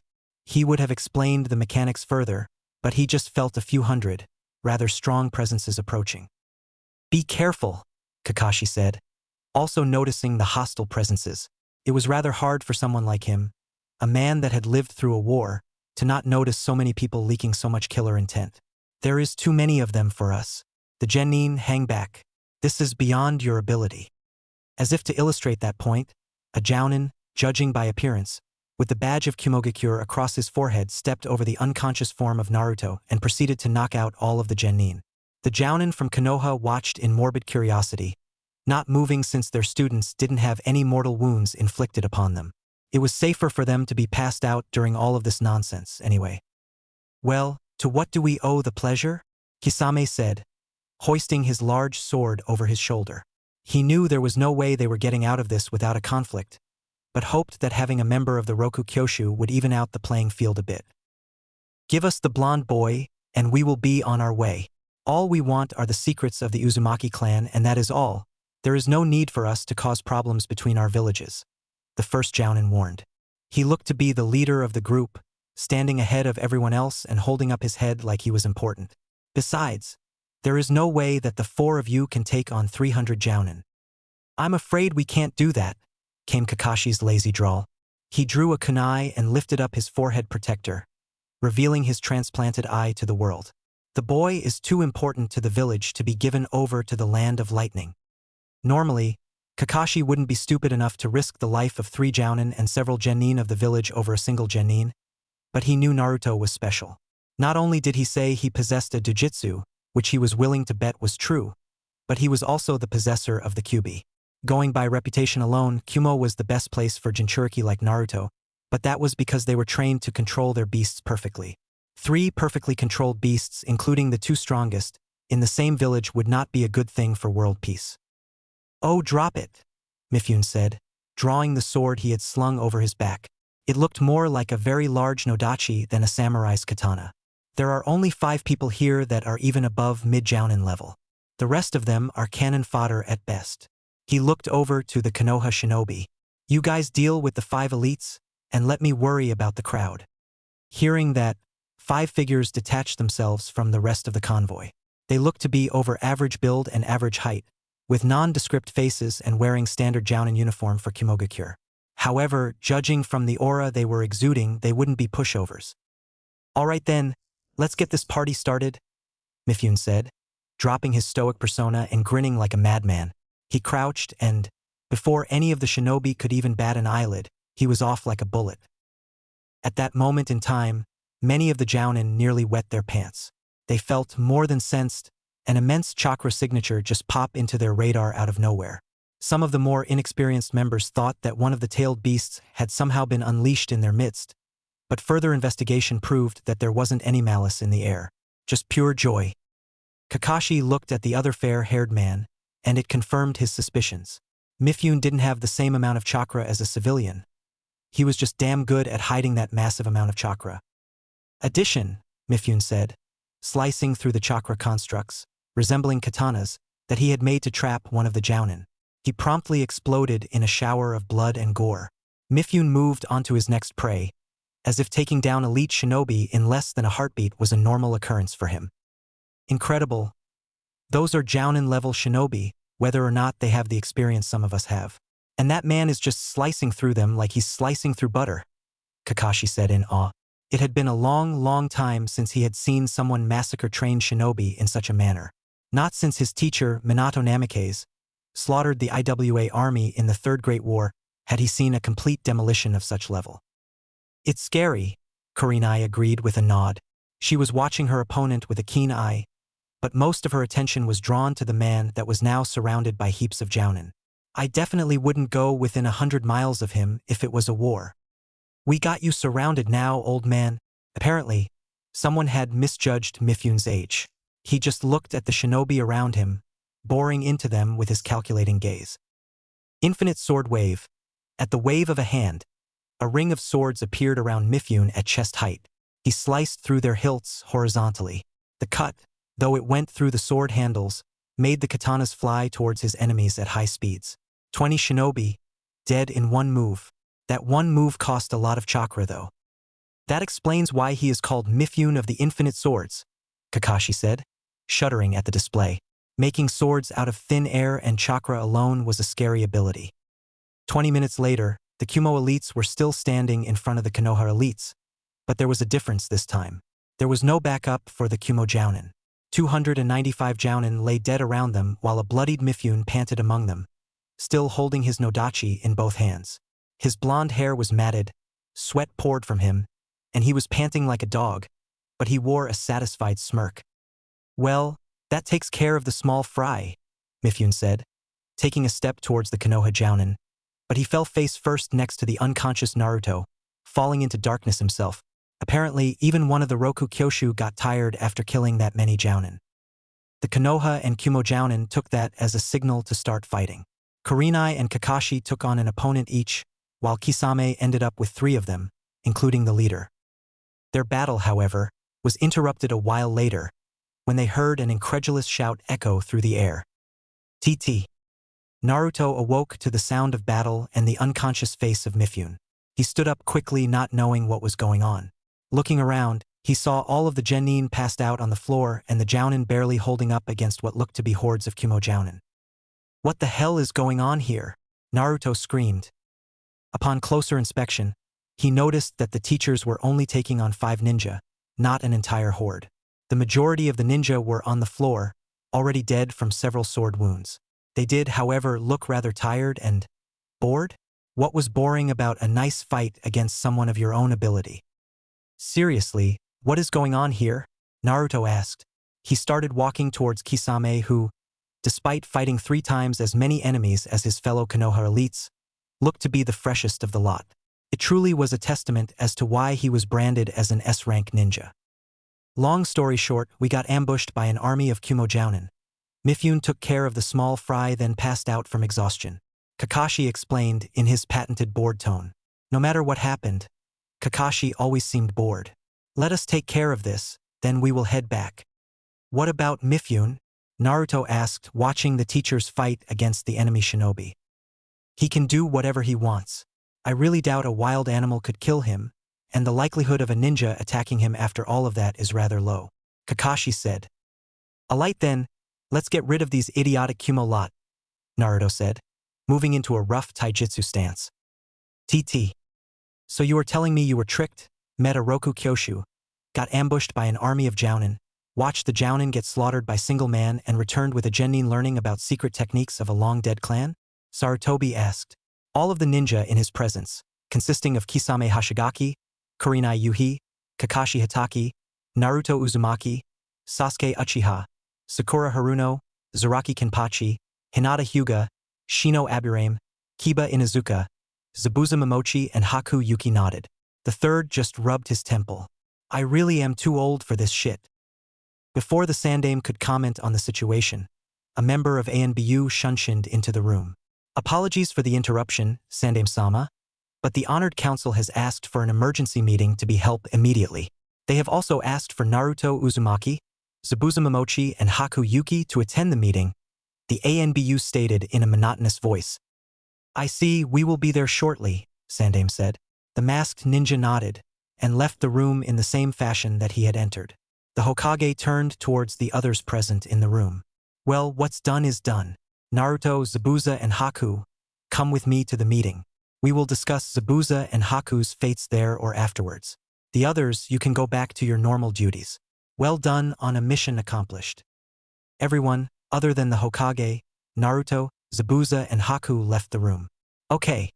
Before we go anywhere, I would like to warn you. The council, especially the civilian side, are a rowdy and greedy lot. I hope you are prepared for what is to come. The others nodded towards the elderly, yet powerful man. They followed him out of the office and into a dimly lit room with 2 tables. The Hokage sat at the head of the first table, sat aside for the Hokage and the shinobi side of the council, while the ninja that came in with the Hokage stood in a nervous line in front of the entire council. As the door closed with an audible crack, Naruto noticed some of the civilians giving Haku an almost lecherous stare. Alright, what is this meeting about? The Hokage asked, without any sign of the massive amount of irritation that he was feeling. The council meetings he was called to were often foolish, repetitive, and had almost no purpose behind them other than to just annoy him. At least that was what he thought. He didn't have a single shred of doubt in his mind. This was going to be a long, long night for him. We are here to discuss the fate of Naruto Uzumaki and the 2 missing nin that he has brought into the village, called one rotund individual. He looked to be an average merchant, and how he got into the Konoha High Council, Naruto had no idea. The power of money and stupidity of politics, he supposed. We received word of the fact that Naruto Uzumaki attempted to betray his comrades in a mission. We propose that he be executed for treason against the village. Naruto and Sarutobi mentally shook their heads, while Zabuza and Haku wondered why the council were so hostile towards the young blonde. They really are trying to find an excuse to kill me. God knows what it's going to take to get away from these vultures. Declined. The room erupted into uproar. The ensuing shouting match took almost 10 minutes to calm down, but an even louder shout by their leader did the job perfectly. Naruto's reasons for interfering with the mission was perfectly justified and perhaps saved the lives of some of our most promising ninja. We demand to know how the Debrat saved any of the village's ninja, shouted the same man. He was so tantalizingly close to breaking the law that Hiruzen had unconsciously started to thumb a kunai in his hidden pocket. Those are military matters that the civilian council has no business in interfering. The Sandame's voice rang with finality. So, is that all you wanted to bother me about today? In that case, we demand to know why 2 missing nin were allowed into the village. It seemed like the porky merchant was the spokesperson for the civilian side of the council, for he was doing all of the direct talking. 1 missing nin. Actually, Naruto corrected, raising his hand as if asking for permission to talk. However, he didn't wait for anyone to acknowledge his request before speaking. Haku Yuki is not listed in the bingo book as a missing nin. She was just trained by a missing nin. Fine, we demand to know why there is a missing nin among us. The spokesperson concluded. Who does that stupid, fat pig think he is? Demanding to know things from his superiors. A voice in Naruto's head rang. It had been a while since he had heard the bloodthirsty voice of his surrogate elder brother speak to him. You should kill the impudent bastard for even trying to do something like that. Now Kurama and I, No need to start thinking such bloodthirsty thoughts. Naruto mentally chastised the beast, almost as if he was acting as the older brother. Think about happy things instead, like ponies. And stay quiet. I don't want to be spacing out in a council meeting. Kurama stopped talking for the time being, but did not cut the mental link.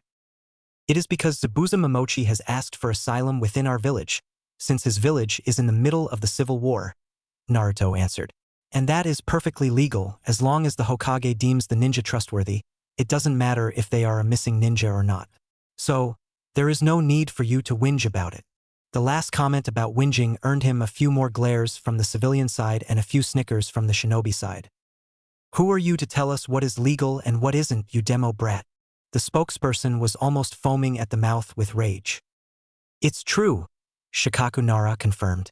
He was always the voice of reason, and being the Jounin commander, he was effectively the second highest ranked ninja in the village. The rule has existed since the reign of the Nidaime, and has always been honored if the situation came up. That silenced worries about Zabuza. Most of them were more than happy to gain another powerful Jounin, though some of the civilians still gave him a distrustful glare or two. This, however, brought them to more pressing and irritating issues. What's next, or is that all? Hiruzen asked. He could almost feel the headaches and migraines creeping up on him, and something told him that he was going to regret asking that question. It is about Naruto Uzumaki's newly found bloodline limit, the portly man said, while grinning triumphantly. Naruto shuddered at the accusing look the old man was giving him. Oh shit, this is not going to go well. Bloodline? What bloodline limit are you speaking of? Naruto said, ever playing the fool. He didn't believe it for a second though. He knew the council had him by the balls right now.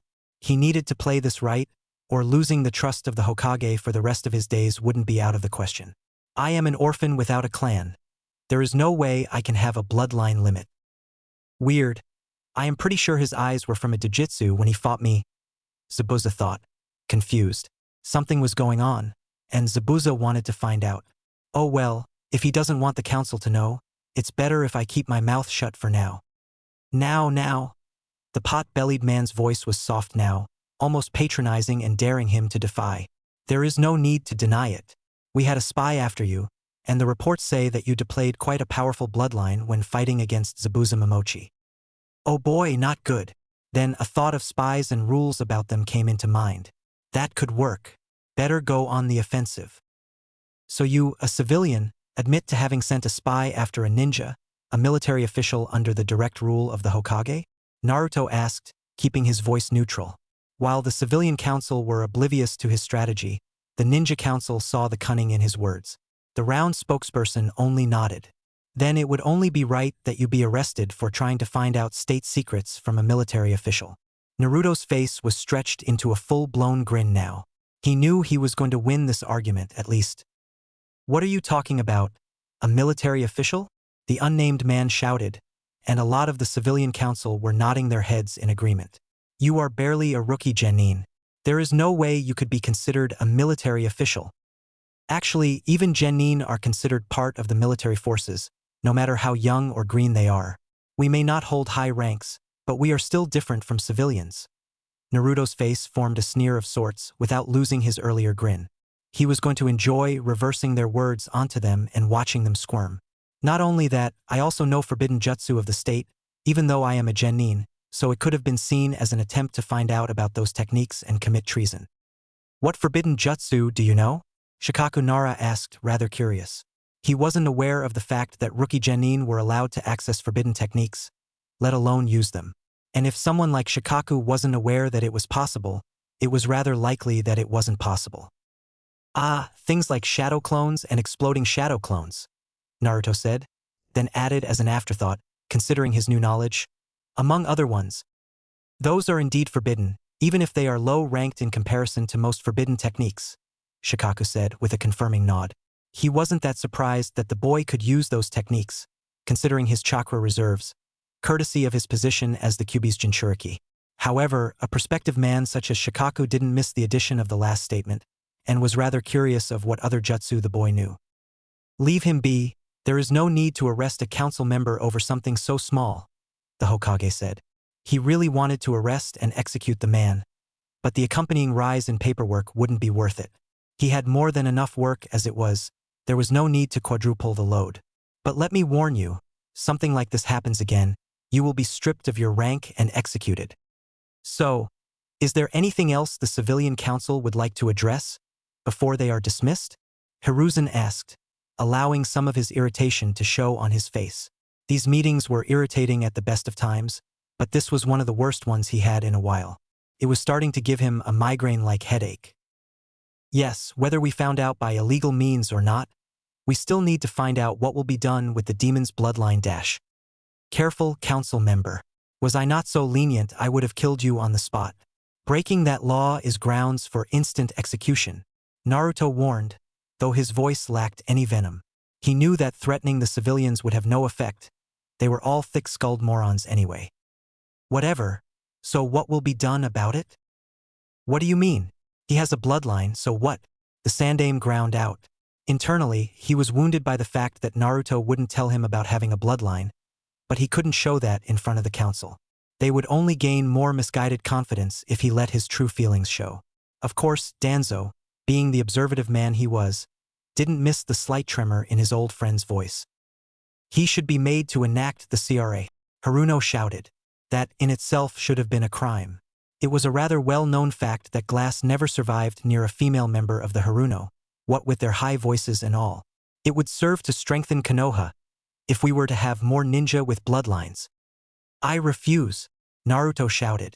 He really didn't want to have this discussion. Ever since he had activated his Rinnegan, he always had the fear of this discussion, and whether he could squirm out of having to violate several women that he might not even know. I have every right to refuse. No, you don't.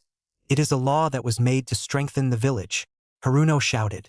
It would seem that, at the mention of the CRA, she had taken over the discussion from the earlier spokesman. Tell me then, why wasn't Sasuke Uchiha forced to breed the Sharingan? Naruto asked. He was getting along with the guy better than before, so he didn't really feel comfortable about bringing up a subject which could potentially get the other boy screwed. However, this was a necessity for maintaining his own integrity. Because we mustn't alienate Uchiha-sama, Haruno screamed. Several pieces of glass in the room and in the vicinity of it threatened to shatter from the decibels being emitted, but somehow held strong. They must have been really willful to have survived that outburst. Why is that? Naruto asked, rather amused. He knew he was going to win this argument one way or another. The council members were good at pushing paper, and that was it.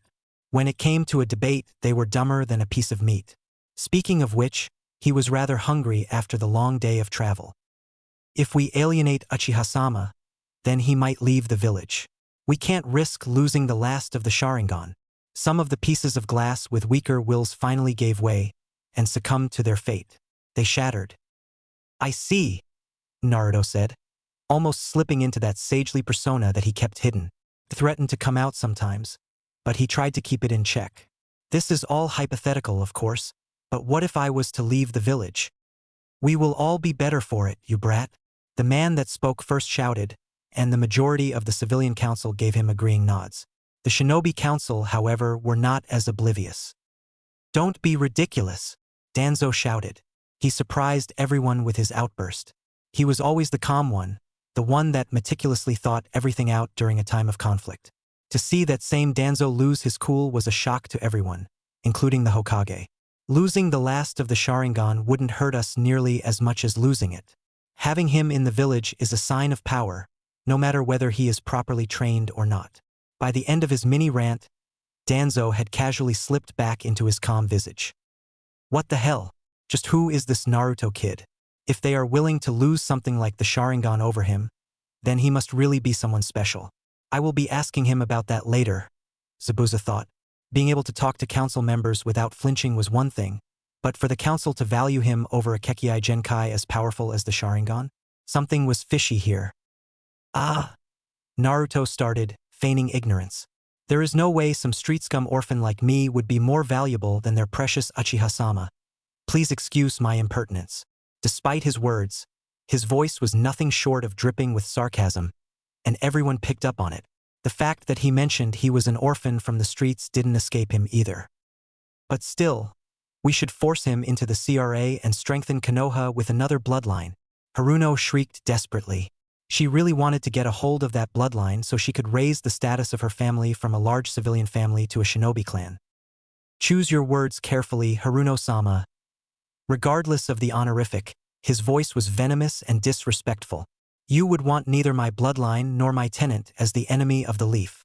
And under his breath, added, not that you haven't given me enough reason to leave already. Again, out of curiosity, what is your bloodline? Shikaku asked. He knew from experience that being polite and not pushing someone too far was a wonderful way of getting information. Being friendly and buying them a few drinks worked wonders too, but he was opposed to inebriating a preteen, ninja or not. Naruto turned from the civilian council to the shinobi one. There is no point in me telling you, Naruto said dismissively. He tried to keep a false image of bravado, not wanting to disclose any information about his Rinnegan. He knew that as soon as the words were out of his mouth, the council would be upon him like a flock of vultures. And why would that be? Because it's far too weak to even be considered a proper bloodline, Naruto said smugly, thought mentally added, weak my ass, probably strong enough to make the strongest Uchiha look like an idiot. Shikaku was a cunning man, despite his lazy disposition and his carefree attitude. He was the Jounin commander for a reason, and that sole reason was that his intellect was leagues upon leagues higher than any human alive in the Hidden Leaf. Even his son, with his IQ of 200, wasn't anywhere close to his intelligence. And being a shinobi for so long, his instincts weren't shabby either. Right now, both his gut instincts and brain were screaming at him to find out more about that bloodline, to find out what was under that mask of deceit. It may be weak now, but I would like to know its name regardless, Shikaku said, all the while faking disinterest. The Nara were rather good at that, seeing as they were naturally so lazy and disinterested. The laziness may have something to do with their innate intelligence, though no concrete evidence had been found yet. But underneath that facade of carelessness was a calculating, ruthless demon of a man. Shit, he has me trapped. I either spill the beans and risk the council descending on me like a pack of wolves, or lie to them. Lying would be a bad idea. Shikaku and Shibi would catch me in an instant. Not to mention Hayashi's Byakugan. Damn clan heads and their abilities to detect the slightest bit of deception. Of course, I could outright refuse, but that would just bring on more bloody suspicion. Naruto's face adopted a rueful smile. I might have gotten smarter, but damn, you really are a monster, Shikaku Nara. It was a little-known fact, but Ibiki Marino was not the best mental interrogator in Konoha. In fact, that title went to the head of the Nara clan, Shikaku. He had left the torture and interrogation division a long time ago, but his skills stayed sharp. The man was a ninja designed for war, with a mind that literally missed no detail and a tongue that squeezed out any and all information out of his enemies. It was a scary combination. Naruto deflated with a sigh. You got me, you lazy prat. Naruto held up his hands in a placating manner, showing that he was only kidding. He had decided to go with the safest option, which was the one that made him lose the least amount of the Hokage's trust. It's a jujitsu known as the Rinnegan. As expected, the entirety of the civilian council looked almost oblivious to the significance of the name. They were, however, almost salivating at the prospect of another jujitsu, regardless of how weak it may have been. Not that jujitsu were ever weak. They were famed for their strength since normally, nothing but chakra was required to use a jujitsu. And since it was something in the eye and needed no extra effort to keep active, they also tended to be rather convenient. The Shinobi Council's expressions were almost identical to that of the civilian one. Most of them didn't know what the Rinnegan was, but the ones that did know had large, disbelieving looks on their faces. These ninja consisted of the Sandaime, Shikaku, and surprisingly Hayashi Hyuga. You lie, Hayashi shouted, almost rising from his seat. Usually, most wouldn't be able to discern the difference between the head of the Hyuga clan and an ice sculpture. But that cold man was gone now, replaced with an incredulous one. There is no way a street ruffian like you could develop something like the Rinnegan. Naruto's only response was to stare impassively at the white-eyed man. Seeing the Hyuga's apparent outrage, Sum Inuzuka, head of the Inuzuka clan, decided to speak up. Just what is the Rinnegan? Hayashi went into something similar to the Sandaime's patented professor mode. The Byakugan, the eyes gifted to the Hyuga, are said to be the eyes of angels. This is garnered from the white color and to see all around us. He took a breath, before continuing in the same monotonous voice. His face was still strained, though. The Sharingan, the eyes of the Uchiha, are said to the eyes of the devil, because of the Uchiha's deceptive nature and the blood-red color of their eyes. These two are naturally powerful set of eyes that have the potential to rule the world, if they were mastered fully. Yes, but what does that have to do with the Rinnegan? Sum asked, almost annoyed. First, I believe it would be best if the civilian council, Haku Yuki and Zabuza Momochi, were to leave the room for a while, Hayashi said, making his subtle order known. The council knew what kind of man Hayashi was, so they left the room in a hurry, though they grumbled about not being told the full story behind the new pair of eyes that had graced the hidden leaf. The two former missing nin walked out with much less drama, but had no less confusion written across their faces. Well? Sum prompted, barely containing her impatience. She almost felt like leaping at the man and clawing him to bits for making her wait for so long. The Rinnegan, along with the Sharingan and the Byakugan, completes the three great Jujutsu. The purple, ring-like eyes have a hypnotic quality to them. Their powers unknown, with only vague descriptions of what they could do. But there was one thing that was confirmed. The face of the head of the Hyuga clan darkened considerably and twisted into a grimace, as if he had swallowed something bitter. The full power of neither the eyes of angels nor the eyes of the devil hold a candle to the power and authority known as the Kami no Mi. The eyes of God, Sum said reverently. The council would have reacted more violently had they not been so dumbstruck. They were also interrupted by Hayashi forging on with his lecture. While the very epitome of the Sharingan or Byakugan's power may allow you enough power to rule the world, the Rinnegan's sole purpose in existence is to rule and govern the world through power and power alone. It was said that in a time of extreme conflict, a god of creation, or a demon of destruction, would be gifted with the Rinnegan to shape the world as they pleased. As expected of the head of the Hyuga clan, you really are knowledgeable about the other Jujutsu in the world, Naruto said. He was almost grinning, but his nervousness over their reactions didn't allow him to smirk. At that particular moment, worry struck him. What would they do to him now that they knew about his Rinnegan? He refused to violate women he might not even know. Damn it. Don't worry so much. The voice of Samsara spoke into his mind. His voice was the same as he remembered from his mindscape, that dual-layered, conflicted voice that somehow calmed his nerves. Just tell them the truth. A perfect blend of Uchiha and Senju blood is required for the Rinnegan to activate, one that can only be produced by the dead Uzumaki clan. And even when they were alive, the Rinnegan was rare to the point of non-existence. Well, what do we do about his jujitsu then? Sum asked. She didn't have any of the lecherous grin that the civilian council had, but even a noble woman such as her couldn't refuse the potential an army of Rinnegan had. They could easily become the strongest of the hidden villages. Naruto, we want you to seriously think about the CRA. It would be monumentally helpful to the village. Well, Naruto, what is your answer? The wizened Hokage asked, but seeing the young boy's expression, added, You don't have to feel forced into this. It is entirely your choice. It's pointless, Naruto said, surprising the clan heads present.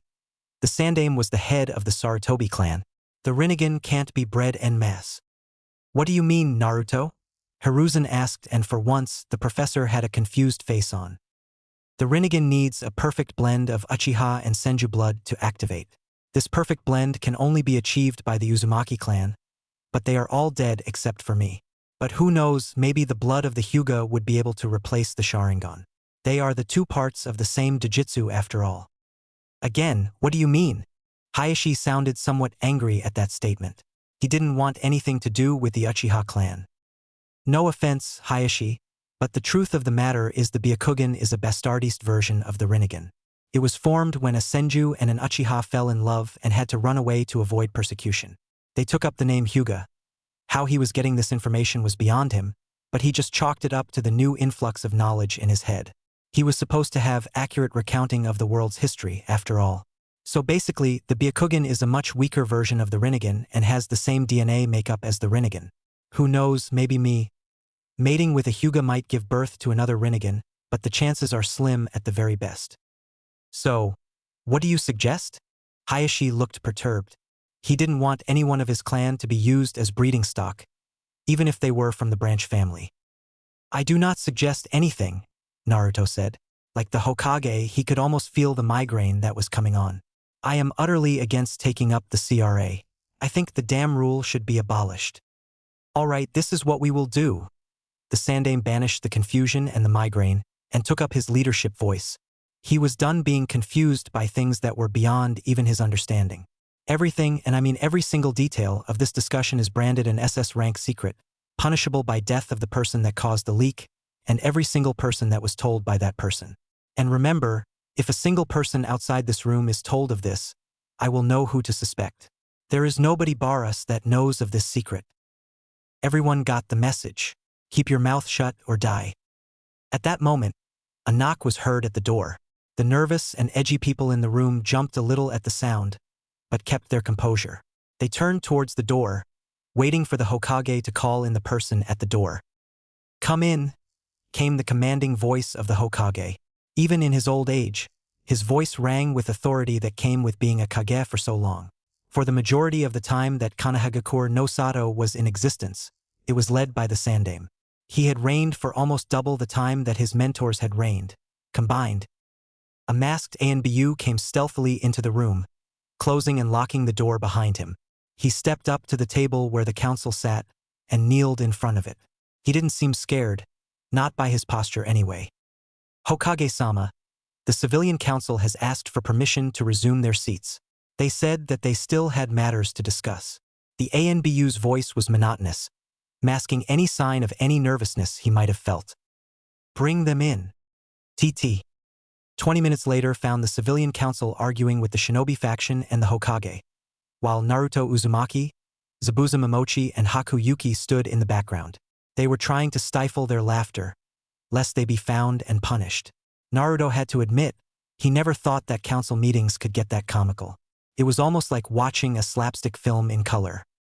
"We demand that Haku Yuki be put into the CRA to breed more ninja with the Hayatan Kekkei Genkai," one deluded council member shouted. Despite their earlier warnings, they had totally forgotten that they were speaking to their superiors and could be evicted from their seat without a moment's notice.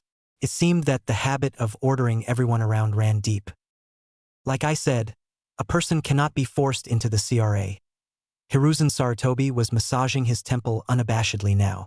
His migraine had gotten too bad to ignore. He didn't encounter this much resistance from the civilian faction in a long time. Usually they argued and gave him a headache, but allowed him to run things the way he wanted to in the end. "You are the Hokage. You can do anything you want," the same man shouted, oblivious to what he shouted. Apparently, he didn't consider killing the entirety of the civilian council on the spot a part of "you can do anything you want." Such stupid specimens they were. Haku has said no, and according to the laws in Konoha, her wishes are to be respected. That is final. It had been a while, but the god of shinobi was back in business. It seemed that all it needed was a migraine, and he decided to put his foot down and stomp on the heads of the civilian council. As for Zabuza Momochi, he will be assigned as a jounin, and he will be taking on a genin team comprised of Haku Yuki, a new genin. You are all dismissed. TT.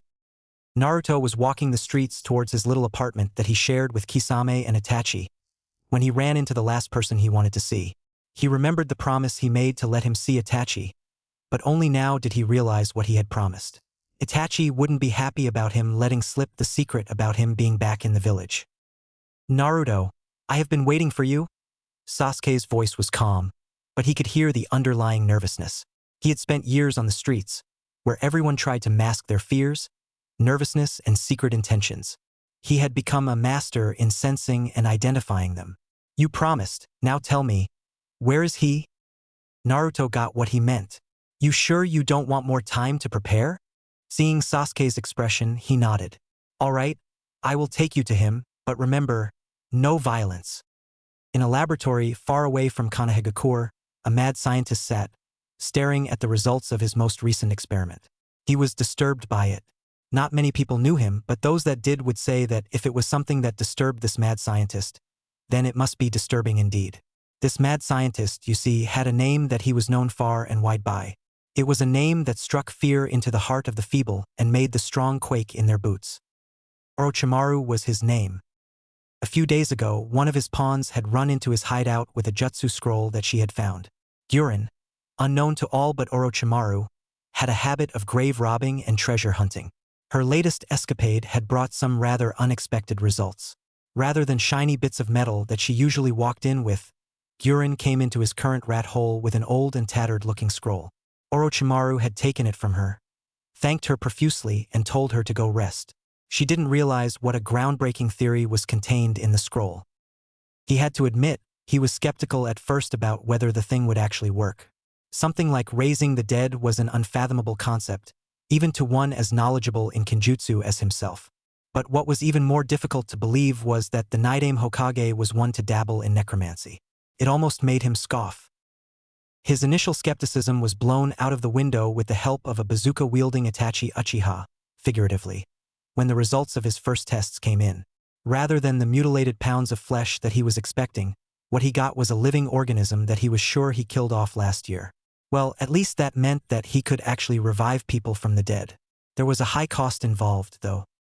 At least that's what normal people would think. To Orochimaru, acquiring DNA of a dead person was no matter. Even if it amounted to grave robbing or whatever, he had no morals. Next, a living person was required to be used as a vessel. While normal people would opt out at this stage, Orochimaru was more than happy to kill a person or two to see if a Kenjutsu as amazing as this actually worked. Orochimaru's surprise increased when he found out that he could actually control the people that he revived. To an extent, anyway. The people he revived, in essence, became his slaves without their own will. He had to experiment more with more powerful and willful people. He still had DNA samples of the Yondaime Hokage, so he tried to revive him next. Imagine his surprise when the Shinigami himself, black cape and unwieldy scythe and all, materialized out of thin air in front of him. What's more, the Shinigami was growling at him. Oh boy, this would not end well. Either for the world or himself. TT. Naruto sat in the oppressive silence of his living room. His arms crossed over his chest and his eyebrows twitching away like they had a mind of their own. Normally, the house was loud and rowdy, thanks to Naruto and Kisame's constant bickering. But now that Kisame was replaced by someone much quieter, the silence was deafening. Itachi and I. Naruto started, looking over to the older male to his right. It's all right. Itachi cut him off, not wanting to hear apologies. He had much more important matters to deal with, more so than a stupid student that went and babbled about a supposed S-rank missing Nin being in the village again. If you don't mind, can you leave the two of us alone for a while? Well, I got groceries to stock up on. With that answer, Naruto hightailed from his own house, wanting to get the heck away from the thick atmosphere. It was starting to get under his skin, sitting with the two newly reunited brothers. Though, before he left the door, he turned back and shouted, "Let him have the whole story, Itachi and I. You owe him that much." "I owe him much more than an explanation," Itachi thought sadly, looking at the murderous-looking Sasuke before him. He hadn't said anything to his older brother yet, fearing that he would lose his composure and attack Itachi if he so much as spoke. He knew he was no match for the older man, not yet anyway, but he knew that wouldn't have stopped him from trying. "What do you want to hear first, my foolish little brother?" Sasuke didn't expect that. Despite leaving on such a sour note, Itachi didn't seem any different. He still had that stoic, amused aura about him, as if viewing the world from a detached point of view and laughing at them. He hadn't heard Itachi laugh in a long time, though. "Why did you kill my clan?" He wasn't referring it to as their clan as a collective anymore. He had ruled Itachi out as a member of the Uchiha clan. He refused to believe someone could do something to their own family. Itachi wasn't part of the Uchiha anymore. Never was, that was his answer. "Our clan, foolish little brother." Itachi ignored the increase of anger on his brother's visage. "It's quite simple. I was given orders to eliminate the Uchiha clan." If Sasuke was shocked, he didn't show it. Yet, by the Hokage? "No, by Danzo, one of the elders," Itachi said, shaking his head. "Why?" It was a simple question, but such anguish behind the word surprised Itachi. He knew Sasuke would have been grieving, but not to this level. The Uchiha clan were planning a coup d'etat. It took Itachi the better part of an hour to finish his tale. By the end of it, a reeling Sasuke was left sitting on his new friend's couch. Kisame had come and gone, and Naruto was now standing in the corner of the room. He had come in halfway through the retelling to make sure no murderous acts were being carried out in his house. He had Sasuke's word, but he couldn't be too sure. After all, Uchihas were known to be traitors, in one form or other. Sasuke turned to Naruto in anger. You knew all of this? Not all of it, but I learned most of the story by following Itachi and II during that time, Naruto replied, somehow hanging on to his calm visage. He didn't look troubled at all, despite the modest amount of killing intent Sasuke was directing at him. How did you tail Itachi without found? Sasuke asked, opting to act confused rather than angry. Well, he was confused. How does a 7 or 8-year-old follow around an ANBU captain for so long without being found? I was under a henge, Naruto said, not moving from his spot in the corner of the room. Sitting on the couch would be more comfortable, but he didn't want to be in the blast zone if Sasuke lost his temper. Henges are just illusionary changes in appearance. How did that help you to follow someone trained to spot Henges? Sasuke wasn't buying Naruto's story just yet. Henge wasn't designed to fool high-ranking ninjas like Itachi. My chakra is far, far more potent than normal people, even without the presence of Kyuubi. His presence only amplifies it. It makes my Henges completely solid, so I actually change appearance. Seeing the other boys' confused look upon the explanation of chakra potency, Naruto decided to explain. Chakra potency is how powerful your chakra is. The more potent it is, the less chakra you will need for any jutsu. And unlike control and reserves, chakra potency can't be trained. It's something you're born with. So why didn't you tell me about the reason Itachi and I killed our clan? Itachi noted, with no small amount of satisfaction, that his foolish little brother was back to calling him his older brother again, and was acknowledging him as a part of the Uchiha clan. It was far more than he could have hoped for, and a far better start than he expected. Like I said in Wave, it wasn't my story to tell. Naruto's voice rang with a sense of finality. He looked to the window, noticing that it was later than he first thought. It's turning night, so get out. I'm tired and I need my sleep. For once, Sasuke actually showed a genuine expression of surprise. He wasn't expecting something like that. What about Itachi and I? Until further notice, he is hiding out in my house and is a part of ANBU, Naruto said dismissively. Then, seeing that Sasuke wasn't moving from his spot on the couch, went over and picked the boy up by the back of the collar. If you didn't get what I meant, I was kicking you out of my house. He punctuated that by literally punting the other boy out of the window. He was satisfied to hear a loud thump from the outside. Itachi blinked at him stupidly for a second, before succumbing to a fit of laughter. By normal people's standards, not Itachi standards. Naruto joined in after he heard grumblings of idiotic dobes from outside his window. TT. Naruto stood in his usual training ground, waiting for his sensei to arrive. Normally, he would be doing a horde of missions by now, but Kisame had told him not to go off today, saying something about having to tell Naruto about some important stuff. Naruto didn't particularly care about doing even more D ranks, so he complied. Exactly 11 minutes and 59 seconds later, Naruto was surprised to see both Kisame and Itachi coming in through the entrance of the training field, walking towards him.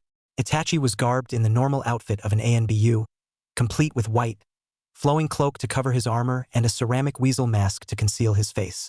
Kisame was wearing the standard uniform for a Konoha Jounin, having no personal preference in clothing. Plus, ninja uniforms were comfortable and easy to move around in. Kisame and Itachi stopped in front of him and looked at him as if sizing him up as an opponent. Then, after almost a fully minute of inspection, they both nodded in unison. Seems like we have succeeded in building a solid body to withstand the backlash from ninjutsu, Itachi said, crossing his arms over his chest. Hearing the comment, Naruto looked thoroughly confused. What on earth were they talking about? Some explanation, please? Naruto had learned many months ago that asking for things politely got better results than simply demanding. Whatever small difference it made, it wasn't costing him anything, so he deemed politeness to be worth the effort. I'm sure you noticed that for as long as we have been training you, all you have been doing nothing other than physical exercises. Naruto nodded, not seeing where this was going. Yet we did not train you in any actual taijutsu style. It was all because we were making you build a strong body so that you could withstand the backlash from using powerful ninjutsu. Usually, people start with using small and weak jutsu so that they could slowly build up their bodies, but we dropped in the deep end so that we could teach you some decent B to S rank jutsu. Kisame almost burst out laughing after seeing the starry-eyed look on Naruto's face. Did you actually think we would make you a taijutsu expert, with the potency of your chakra and the amount you have? Naruto rubbed the back of his head in an embarrassed manner. Well, I have a few jutsu I want to learn first, so would you mind supervising me while I do that? Naruto was directing his question at Kisame. Hell no. Naruto's face almost fell through the ground at hearing that. I'm pawning you off to Itachi for the ninjutsu portion of your training. With that, Kisame left the scene, but not before doing one more thing to infuriate his single student. Kisame, I swear I'm going to kill you. Naruto seethed, seeing his teacher vanish slowly in that agonizing, overdramatic shunshin his. Someday, I'm gonna find a way to seal you so that if you try to use that bastard move, you end up in your grave. For the second time in the week, Itachi succumbed to a fit of raucous laughter. You're going weird, Itachi, and I never knew you could laugh. Hearing that only made him laugh harder. Just because he didn't do it in front of them, didn't mean he didn't regularly laugh at people. What jutsu do you want to practice first? Itachi asked, still giggling a little. Naruto was slowly edging away from him. He was sure the older man had gone senile. Raijin. Raijin should be a good start. Naruto ran through the hand signs and focused lining chakra to his palm, only to yell a moment later. Oh wow, that hurts, he screamed, hopping on one foot and cradling his singed arm. It seemed like the jutsu had misfired and burned him instead. Oh Naruto-kun, Itachi said in a sing-song voice, completely uncharacteristic of someone as stoic as him. Something told him that Itachi was enjoying his pain immensely, knowing that he would heal up in minutes. Return to the basics for you. Naruto tried to run away, only to be dragged back by Itachi and forced to start on the exercises. And no shadow clones. Seeing the confused look on Naruto's face, Itachi explained, we recently theorized that using them to train was a bad idea. Since the Kyuubi has to constantly heal you, the repeated damage and repair cycle will slowly whittle away at your lifespan. What is done, but we don't want to make your life any shorter than it already is. Naruto shrugged and went back to cutting the leaf with his lightning chakra. Itachi, Naruto, and Kisame were sitting around the small coffee table in the equally small living room of Naruto's equally small apartment. For three of them, it was rather cramped conditions, and realistically, Kisame could have moved out ages ago. He liked it here though, not that he would admit it, and he would miss the constant banter with Naruto if he left. Currently, the three were talking about an issue Itachi had brought up during Naruto's most recent training session. The Kage Bunshin no Jutsu was one of Naruto's favorite techniques, and the most useful for training in his arsenal. He wasn't about to give up on regularly training with that technique unless he absolutely had to.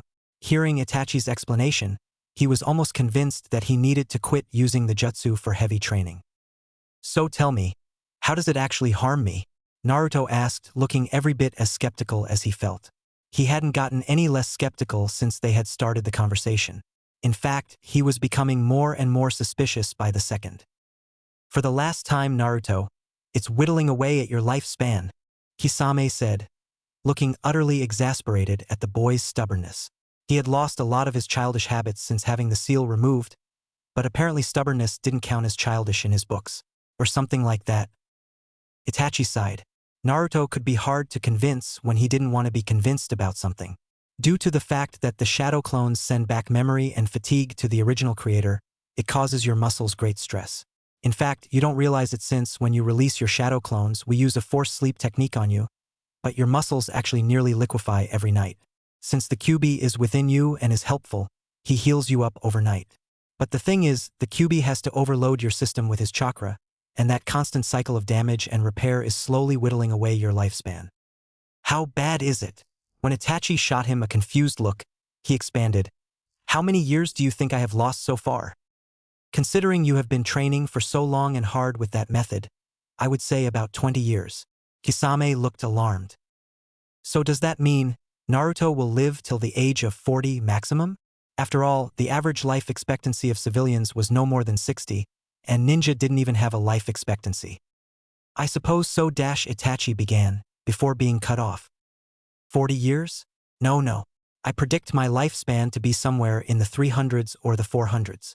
Kisame and Itachi looked at him like he was completely stupid.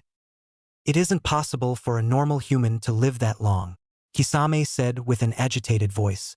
He was willing to believe a lot of things in the world, but a life expectancy that insane? It wasn't possible. Who said I was a normal human? Explain, Itachi ordered. in a voice that Naruto had dubbed his ANBU voice.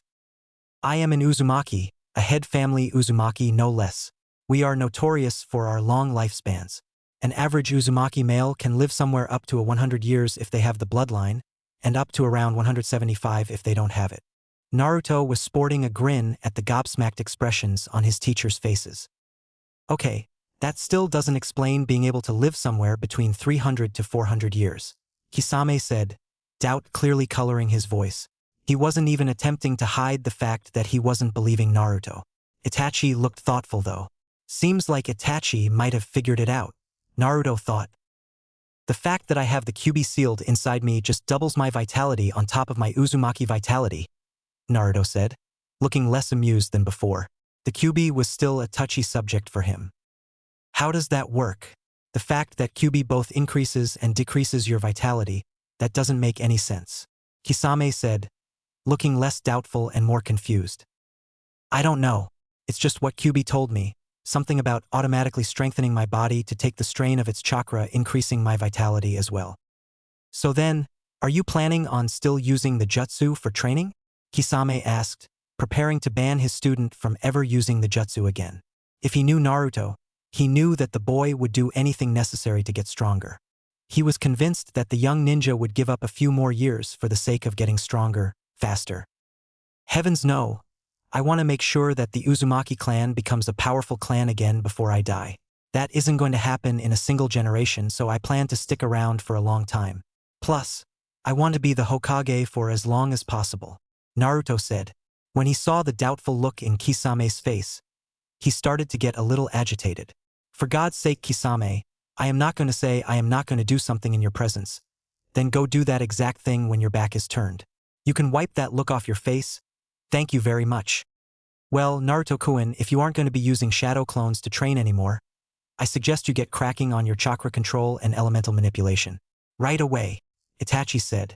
The amused glint returned to his eyes as he watched Naruto drag himself out of the room, ready to train once again.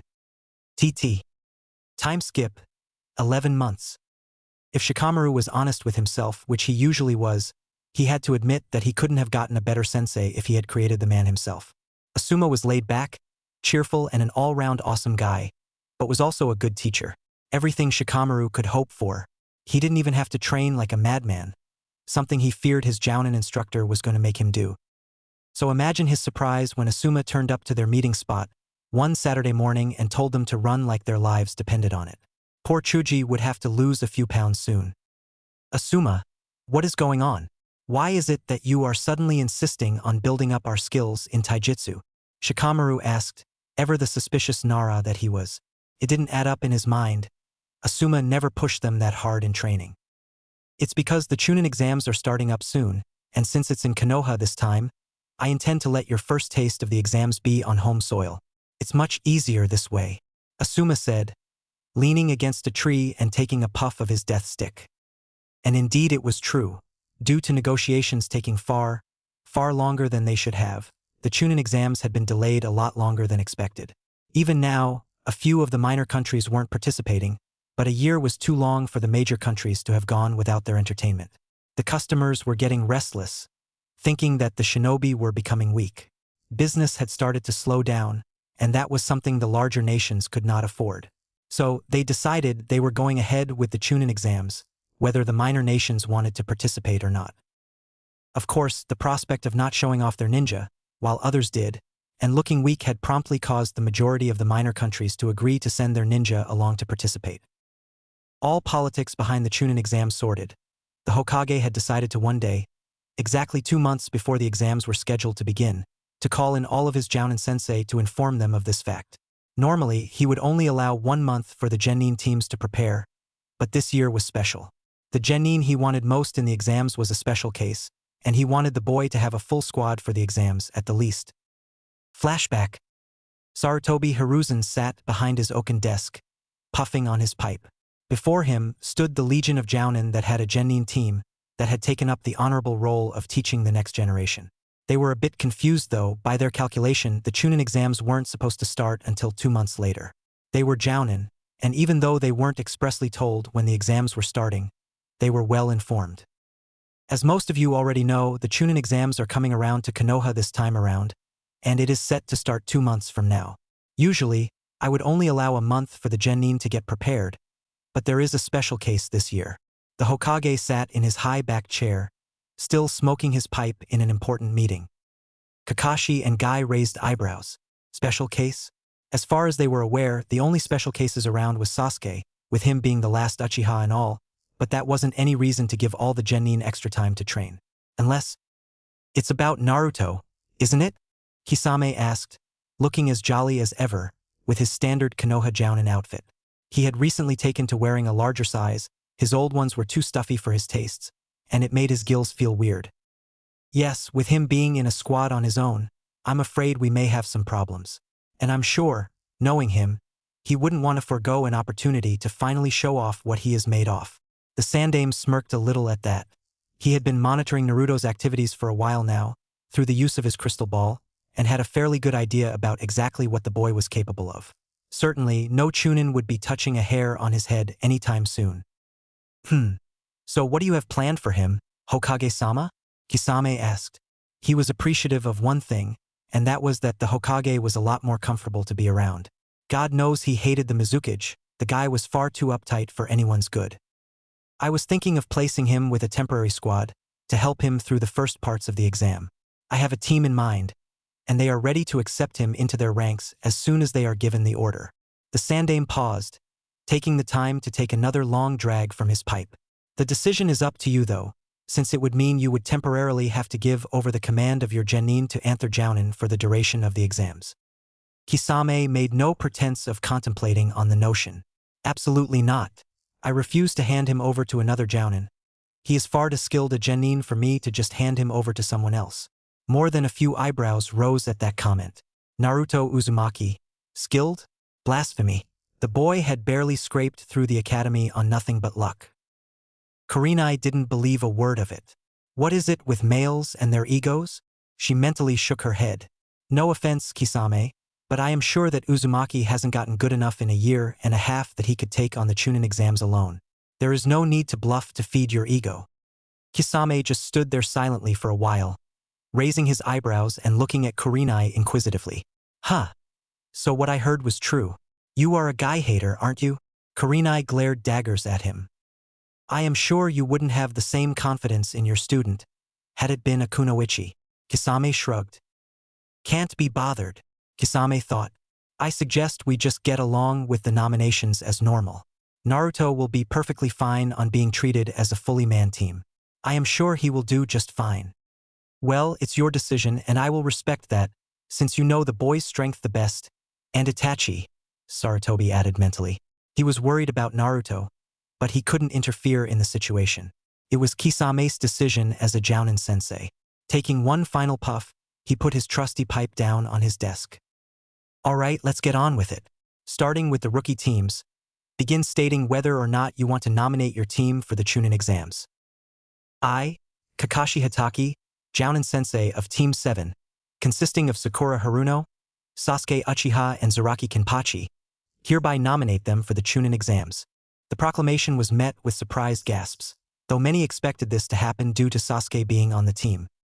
I, Asuma Sarutobi, Jounin sensei of Team 10, consisting of Shikamaru Nara, Chuji Akimichi and Ino Yamanaka, hereby nominate them for the Chunin exams. More gasps louder this time. Not one, but 2 rookie teams taking part in the Chunin exams? Males and their egos, Kurenai thought scathingly. Why do they have to show off? Fine, I guess I will nominate my team too. I'll show you that kunoichi can teach just as well as shinobi. I, Kurenai Yuhi, Jounin sensei of Team 8, consisting of Kiba and Zuka. Kurenai's lip curled slightly in disgust. She hated perverts, especially those that leered at their elders. Shino Aburame and Hinata Hyuga. Her face softened a little at the last name. Hereby nominate them for the Chunin exams. Irika couldn't take it anymore. Now hold on a moment. Those were all my students at the academy, and I know better than anyone else that these kids aren't ready to be Chunin. There's no need to endanger their lives just so that you Jounin can show off in front of you peers. Irika, now being the head instructor at the academy, was allowed to sit in on the meeting due to the fact that his opinion on the genin teams was valued. Irika, understand that these genin are no longer under your jurisdiction. They are our responsibility, and you have no idea what we may have molded them into. We have had almost 2 years to work with them. Kakashi looked as bored and as sleepy as ever. His small, orange book, however, was nowhere to be seen. And frankly, this isn't your decision. Well, can we get on? Silence met Kisame's question. Good. I, Kisame Hashigaki, Jounin sense of Team Kisame, consisting of Naruto Uzumaki, hereby nominate him for the Chunin exams. Dead silence. What? I thought you were joking when you were talking to the Hokage about entering a single genin? Kurenai was almost shouting in outrage. That was how great her surprise was. Entering a single genin as a fully fledged team? Was Kisame intent on killing his student? Just because you are from another village doesn't mean you can disregard the safety of our genin. We don't torture kids in our village, unlike in yours. Kurenai, Asuma warned, speaking out of turn for the first time and putting a hand on Kurenai's arm. It served to calm her a little, as she took the time to notice her audience and look around her. Everyone was staring at the spectacle. Just so you know, I was never fond of the Mizukage, nor was I fond of the bullshit schemes he came up with for the academy students and the genin. In fact, if the bastard wasn't so goddamn powerful, I would have put my sword through his skull a long time ago. Even then, I tried a few times. Kisame's eyes glazed over a little, remembering old times. He had a lot of things to think back to. He had an eventful life as a ninja. And as far as Naruto goes, I ain't trying to get him killed. If you guys are so damn sure that Naruto is too weak to compete, then just let him compete and pit your genin against him. You know what? I don't even mind if you guys fight him yourself. You won't win against him as he is now. Oi, Kisame, that's enough. I know you have confidence in your student, but that's going too far, Kakashi said, trying to play the peacemaker in the little argument. Frankly, he didn't want to show such a shameful side of the Jounin in front of the Hokage. For his own part, the Hokage just sat back and watched as the commotion took place, a small smile on his face. No, Kakashi, I don't think you understand. He turned towards them, a ghostly look on his gilled face. You guys wasted real talent. What is with you lot, running after a barely above-average genin like Sasuke Uchiha, as if he is God's gift to the shinobi world? You think that's talent? Hey, don't come from another village and start judging us on which of our genin are strong and not. And what makes you think that damn failure of a genin has any talent? He never got anywhere in the academy. He was the damn dead last. That was the entire reason you got stuck with him in the first place. And Sasuke Uchiha was the best. He is the last of the Uchiha line, the last one with the Sharingan. Some random Jounin defended the pride of the Uchiha from the back of the room. He couldn't be seen, but he sounded distinctly male and had a rather deep voice, and he certainly had the ability to make himself heard. Heh, you guys are really hung up on the fact that I'm from Mizu, aren't you? Some shouts of damn straight could be heard, though no individual speaker was seen. Kisame snorted. I'll tell you something now.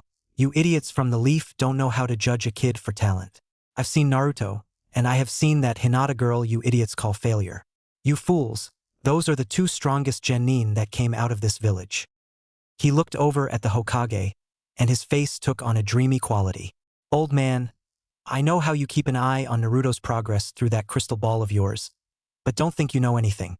What you saw was nothing, just a shadow of what he can do. He walked slowly towards the open window behind the Hokage. I'll tell you, Naruto, that Gaki is a complete monster. Even if it was you that fought him, I doubt you'd walk out in one piece. And with that, Kisame was gone from the room.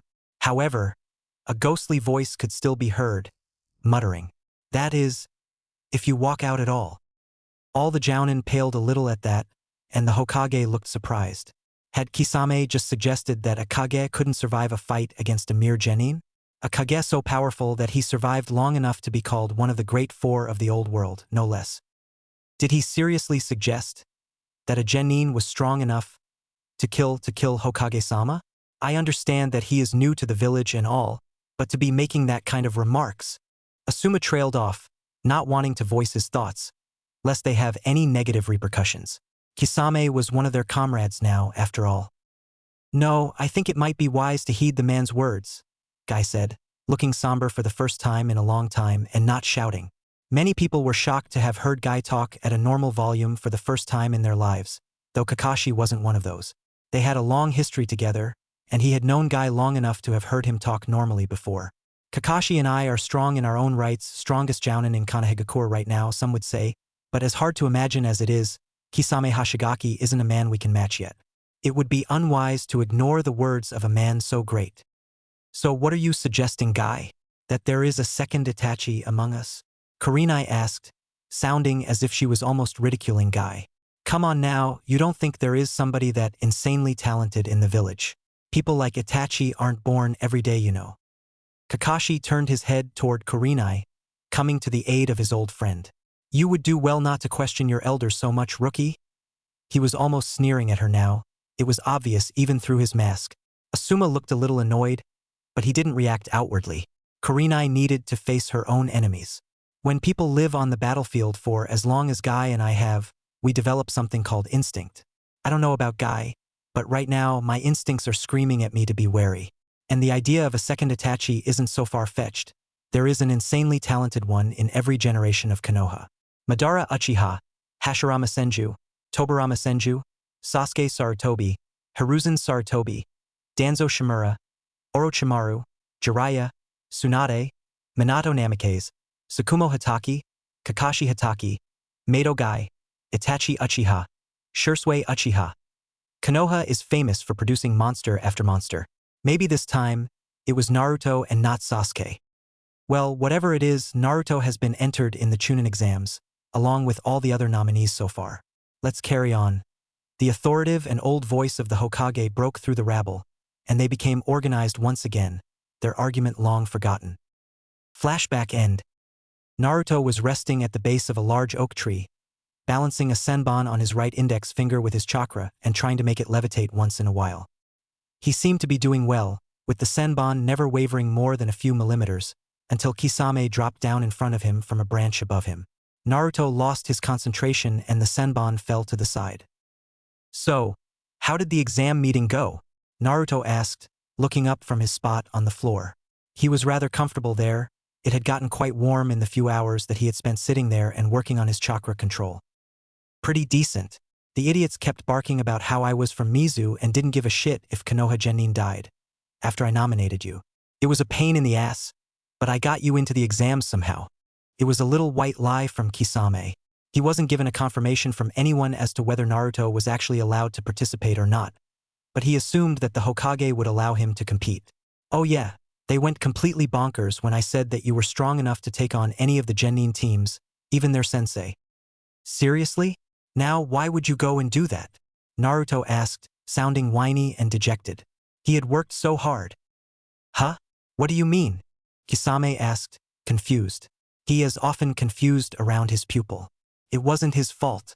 Naruto was a complicated kid, and even Itachi became puzzled on more than a few occasions. I worked so hard, spent bloody years trying to get them to drop their guard. I had to work so hard to act weak so that they would underestimate me. Now you just went and blew it. Naruto crossed his arms over his chest, huffed once and closed his eyes. Well, too bad. I just went and said that if you fought the Hokage now, I wasn't sure if the old fart would walk out alive. The teacher followed in the student's example and crossed his arms over his chest. You did what? You idiot. You completely blew it for me. And who the fuck told you to go mouthin' about how strong I was? Damn it, I wanted to keep this shit under wraps until the finals. You can come out now, Hinata. Naruto opened his eyes and looked behind him, to see a lavender-haired beauty walking out from behind the tree.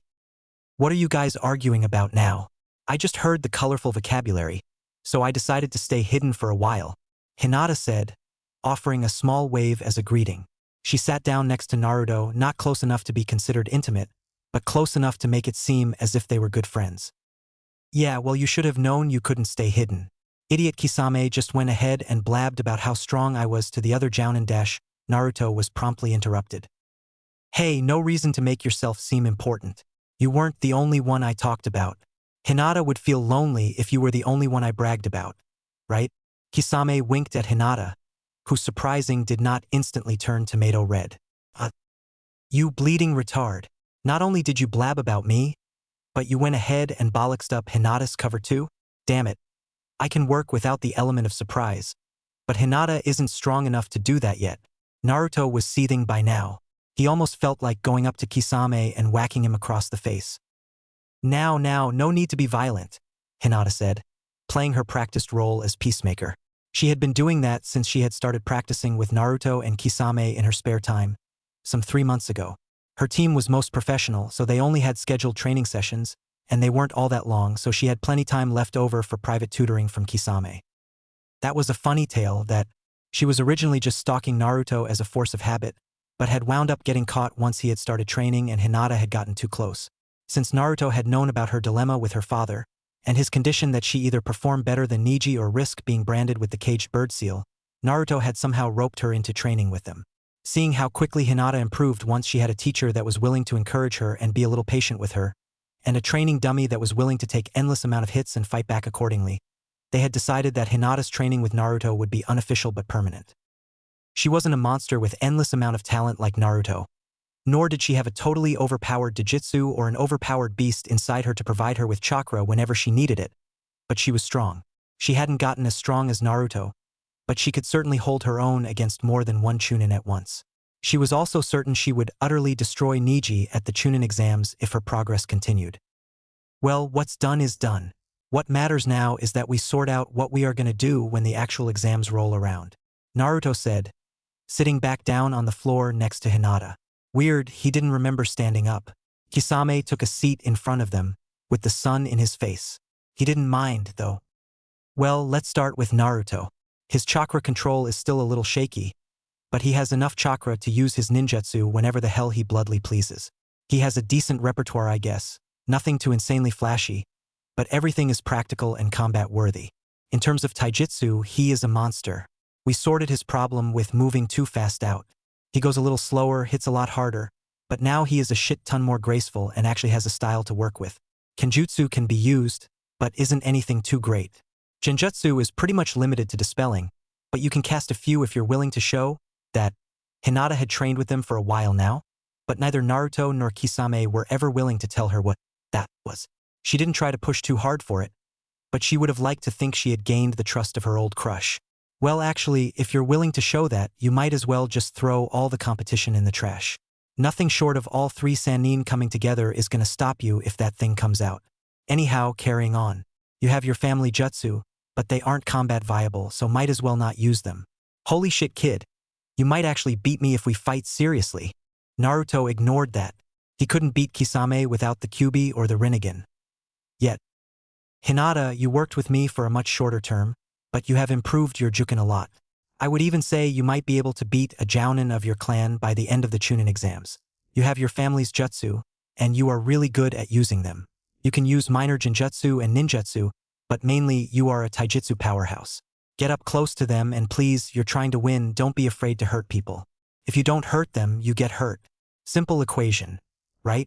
Kisame held his hands in front of him and shrugged, as if he was talking to a child, which he was. He didn't seem too condescending, though. Don't worry about that. I think we might have beaten a bit too much bloodlust into her. She even scares me nowadays. Naruto chuckled when Hinata whacked him on the head with her knuckles. Hinata smiled a little too, showing that it was all in lighthearted fun. Yeah, well, that's the only advice I can give you right now. Naruto, keep working on your chakra control.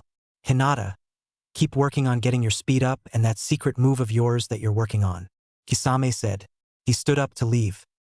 What's this now, secret training? I want in. Naruto stood up too, preparing to walk over to the lake that was adjacent to the training grounds that he was assigned to. Nobody wanted to train anywhere near the loser dead last, lest he steal their secrets, so he usually had a training ground all to himself. Knowing the Hokage personally also assured that he didn't get one of the rundown ones with crappy equipment. It's something for the Juken that I am developing. You can't know about it? Hinata stuck her tongue out at Naruto and ran away before he could do anything about her childish behavior. She's slowly opening up, that one, Kisame said, looking at the fleeing back of the Hyuga princess. Before you know it, she'll have you all wrapped around her finger. What's that supposed to mean? Naruto shouted. All he got in response was an empty space. Kisame had body flickered away. TT. Time skip, 2 months. Naruto stood in front of the imposing oak doors of the academy classroom. He wasn't that nervous. but he could feel the killer intent from this side of the door. "Don't worry so much, kid. Nothing in there can even scratch you." Kisame was behind him, pushing him forward. He wasn't required to be here. In fact, Jounin were encouraged to view the events of the exams from the lounge. But he had decided to part with some words to boost his students' morale. Naruto strode forward confidently. "So it begins, the Chunin exams." Naruto walked through the doors. The first thing that struck him, surprisingly, wasn't the bucket load of killing intent that washed over him, but the general lack of noise in the room. If his calculations were correct, there should have been at least a few hundred genin, young and old alike, packed into one lecture room that was built to barely accommodate 100. It was like a graveyard inside the room. The second thing that struck him was that he was late. Everyone was already there, excluding a few of the rookie 9, and already seated with their peers from their villages. When the blonde walked in, every single eye in the room rolled over to him. He wouldn't admit it to anyone, but having that many people stare at him at once even creeped him out a little.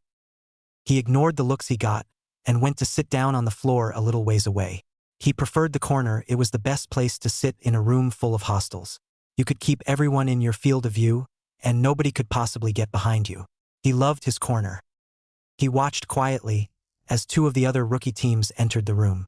They didn't speak to each other, only nodding to greet their former classmates. Hinata shared a little look with Naruto, but said nothing.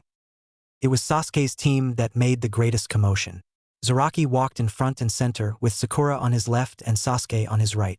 The tall boy looked almost the same as he had the first time he walked into the academy classroom on graduation day. The only difference to his appearance was that he was sporting a black eye patch on his right eye. When he walked into the room and felt the intense bloodlust directed his way, the spiky-haired swordsman couldn't help but unleash some bloodlust of his own. It wasn't the full brunt of his demonic chakra, and it felt somehow dulled to Naruto, but it was enough to warn some people. Others licked their lips in anticipation. Naruto only rolled his eyes at the display and stood up. He knew that if Sasuke walked into the room, it wouldn't be staying peaceful and quiet for much longer. He was correct in assuming that. As soon as he walked through the door, he was fiercely glomped, one, by Ino Yamanaka, heir to the Yamanaka clan and a member of Team 10. Naruto walked up to them but said nothing. "Sasuke-kun, I missed you." Ino squealed in that all-too-high voice of hers. She had her arms draped around his shoulders, her chest pressed against his back and her chin resting on his right shoulder. All in all, the blonde and the ravenette looked quite like a couple. If only Sasuke wasn't narrowing his eyes in obvious annoyance. "Get off my Sasuke-kun, Ino pig." Sakura, also in a too-high voice, far higher than Ino's unfortunately, said, pointing quite aggressively at the other girl. It was no secret to anyone that these were the two biggest fangirls vying for Sasuke's interest, but it was also quite obvious that the boy in question had no interest, currently, in either. So troublesome. "So you guys are taking the test too?" Shikamaru Nara stood a little behind Ino, and Chuji Akimichi stood a little to his left. He was a pretty lazy guy, but don't let that demeanor fool you. The guy was a genius, pure and simple. Not the kind that learned things quickly or became monstrously strong. No, he was the intelligent kind of genius. "Yeah, we are." The one to respond wasn't anyone from Team 7, but from Kiba Inuzuka from Team 8. His team, like Team 7 with Zaraki, were flanking him from behind. Hinata shared a look with Naruto, who was currently standing behind the Nara, and that shifted everyone's attention towards him. "Great. So everyone from our graduating class is here?" Naruto nodded and stepped forward a little. "Looks like it, and everyone seems to have gotten a lot stronger." To the others, bar Team 7, it was a surprise to see Naruto talk normally. There was no shouting of Hokage, no believe it, after every sentence and no squeaky high voice. "Yeah, everyone but you," Kiba said in a mocking tone. Despite the changed atmosphere around the Jinchuriki, Naruto intentionally kept a steady rein on his chakra, as to not allow it to run amok or give away how strong he had really become. The room walls may not remain standing if he let go of the reins completely. "You still look like a pipsqueak that can't fight." Naruto's old habits returned. "Oh yeah? Well, you still need your pet to fight your battles." It wasn't in his nature to boast, not anymore. As a ninja, he understood the need for secrecy, and secrecy was not something achieved through boasting. He had found out the hard way. Shikamaru, like his father, didn't buy the facade of weakness. "Our Jounin sensei told us some crazy things about you, Naruto." Apparently, your sensei was talking about how you could take on the Hokage now or something. Hinata poked her fingers together, trying to keep up her end of the facade. Nobody knew that she was training with Kisame, at least nobody knew explicitly, and had no reason to suspect anything from her. Well, nobody normal had anything to suspect. Naruto-kun is strong, but isn't it going a little too far to say that he could beat Hokage-sama? We heard some things about you too, Hinata. Apparently, if Kisame-sensei is to be believed, you are pretty talented too. That was news to Kiba and Shino. Kurenai had told them of how Kisame had boasted, in front of all the Jounin-sensei, about his student, but she had made no mention of the Shark Man making any comments about Hinata. Hearing the name of one of their most notorious criminals, the Mizugakure Genin perked up in their corner of the room. They whispered amongst themselves, but made no attempt to do anything. Before the conversation could continue any further, they were rudely interrupted by a mild voice coming from behind Kiba. "Keep it down, you lot. You are attracting way too much attention, so I assume you're rookies." It was a silver-haired Genin a few years older than them. He wore round spectacles and attire somewhat similar to Ino. He didn't look all that tough, with his skinny build and no visible muscles, but something about him radiated power. "Yeah, so what?" Kiba was the brashest, and perhaps the rudest of them all. He replied with venom, despite the fact that the newcomer was wearing a Konoha forehead protector. They all turned to look at him. "Well, attracting so much attention and making so much noise is a bad idea. You might get hurt." The Konoha Genin, still without a known name, said. Something about him put Naruto on edge, and somehow the boy smelled of snakes and laboratory chemicals. "My name is Kabuto. I am a fellow Konoha Genin taking the exams." "Huh, you sound like you have been here before." Having been the first to speak, Kiba had been wordlessly elected their spokesperson. Nobody else wanted to speak directly to the stranger, so he volunteered. Unwillingly. This is my 7th time taking the test. Since they do 2 tests a year, this is my 4th year taking it. Kabuto said, pushing his glasses further up his nose, even though they hadn't slipped in the slightest. 2. "Wow, you must suck," Kiba said, taking on his trademark mocking tone. "Not really, it's just that the exams are really tough, especially in the later stages," was Kabuto's rebuttal. He didn't let it show on his face, but he was really tempted to teach the brat a lesson. "So, you got any useful advice for us?" This time it was Zaraki that spoke. He had lived on the streets for a long time, and he had learned the value of information. The more information you had, the longer you lived. And if the information was scot-free, that was just an added bonus. As such, Zaraki tried to get any and all information he could get his hands on. "I guess you call it useful." Kabuto reached into his top. When he withdrew his hands, he was grasping a deck of what appeared to be playing cards. "These are my ninja info cards. They hold all my information I have collected over time. I have information on pretty much everyone here." "What do you have on Zaraki Kenpachi and Naruto Uzumaki? Also, I would like to know anything you have on Gaara of the Sand Waterfall." This time it was Sasuke that spoke up. Being around Naruto for so long had changed him a lot, but he still retained his competitive streak, and he wanted to know everything about the competition. Granted, he knew almost everything there was to know about Naruto and Zaraki, at least he thought he did, but he wanted to see if Kabuto had anything interesting. Well, alright, Kabuto didn't want to give away information. He treasured it, they were his babies. But he had a mission, and to complete that mission, he had to get as close to Sasuke Uchiha as possible. Not in a romantic way, of course, but he had to be someone Sasuke trusted explicitly. He took out 3 cards from the pile and put away the rest. First off, Zaraki Kenpachi. His mission records are as follows: 24 D ranks, 3 C ranks, 0 B ranks, and an A rank. His voice jolted up a little at the end, not believing that a Genin was capable of such a feat. His teammates are Sasuke Uchiha and Sakura Haruno. He is average in both ninjutsu and jinjutsu, but his taijutsu is exceptional. His kenjutsu is through the roof. Next is Gaara of the Sand Waterfall. His mission records are no D ranks, 9 C ranks, 8 B ranks, and 14 A ranks. This was even more surprising. Who were these monstrous Genin? He didn't remember putting those cards. His teammates are Temari of the Desert Breeze and Kankuro of the Hidden Puppets. His ninjutsu is insane, no sign of genjutsu or taijutsu though. He can control sand and apparently has never gotten hurt. Lastly, Naruto Uzumaki. His missions record. Oh brother. Where are these monsters popping up from? 99 84D ranks, 0 C ranks, 0 B ranks, and an A rank. This was ridiculous. Why was he not aware of Konoha having such monsters as Genin? And Suna too? He has no teammates, apparently, and the information on his abilities aren't up to date. All I have is that he was the dead last of his graduating class and that his ability with anything is mediocre at best. He is, however, noted to have near infinite amounts of chakra, and he is the student of Kisame Hashigaki. Well, that was useful, Sasuke said, not really paying attention to the older boy. That was information he already knew and was completely useless. Just then, an explosion at the front of the classroom stopped all activity in the room.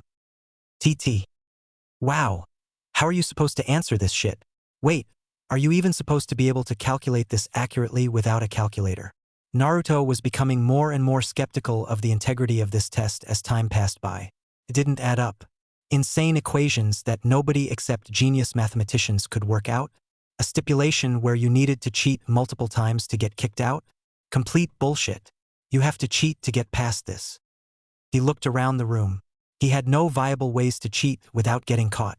He could activate his Rinnegan and try to look around to see if he could see any answers on anyone else's paper, but he didn't want to use his emergency trump card on anything so stupid.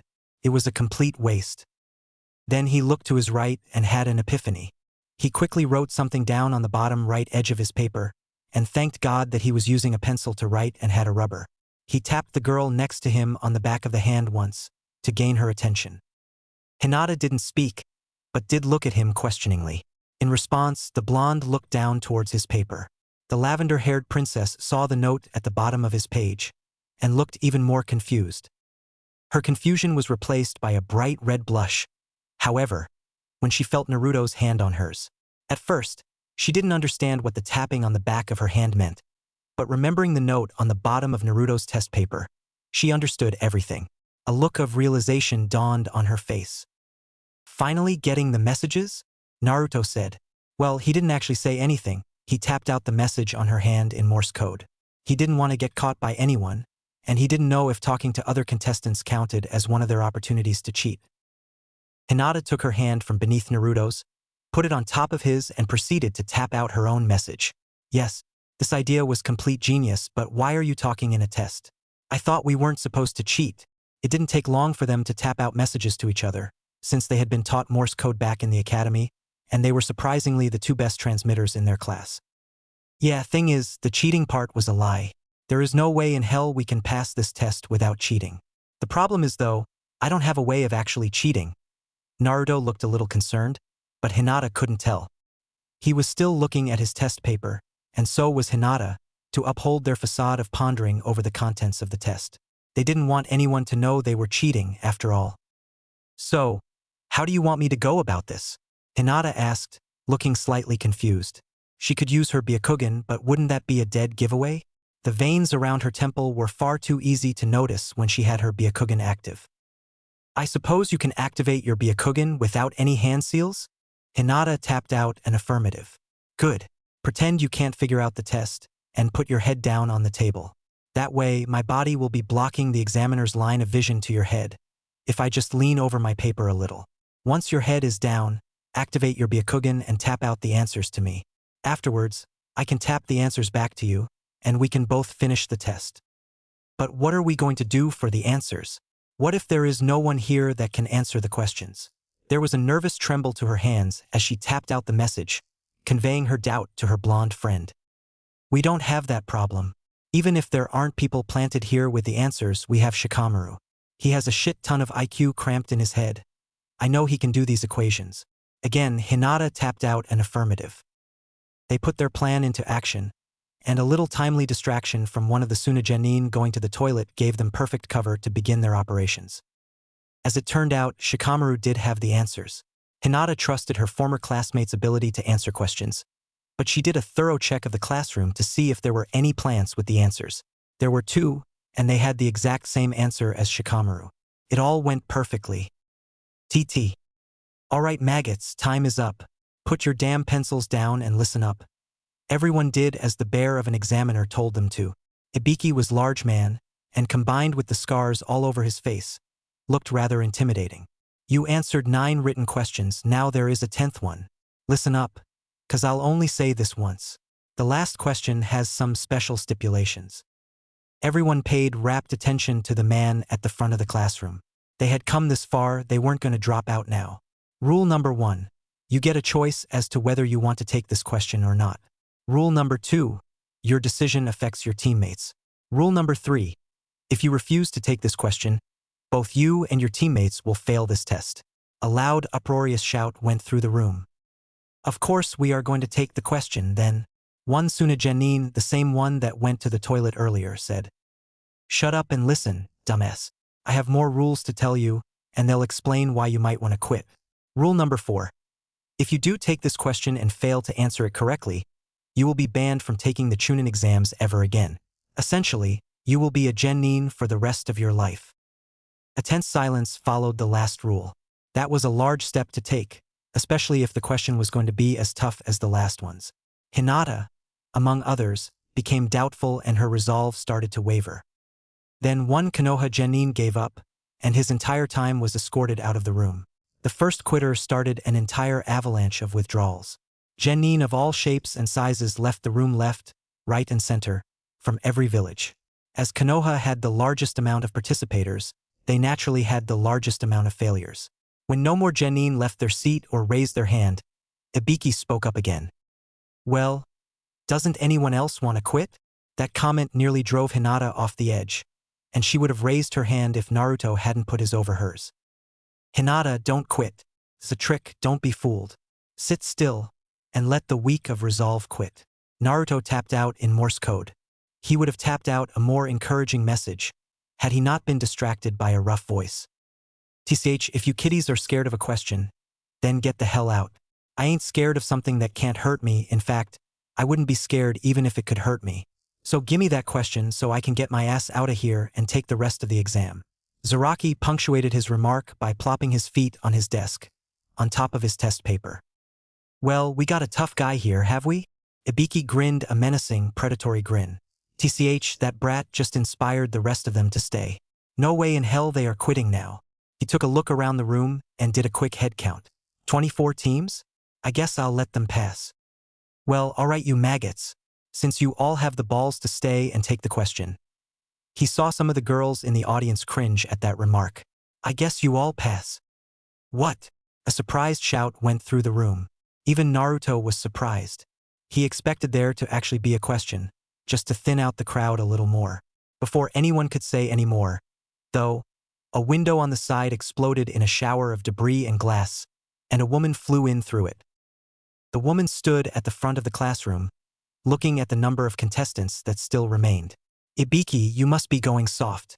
You let 72 of them pass. She shrugged. Well, whatever. I am Anko Mitarashi. By the end of my test, there will be less than half of you still standing.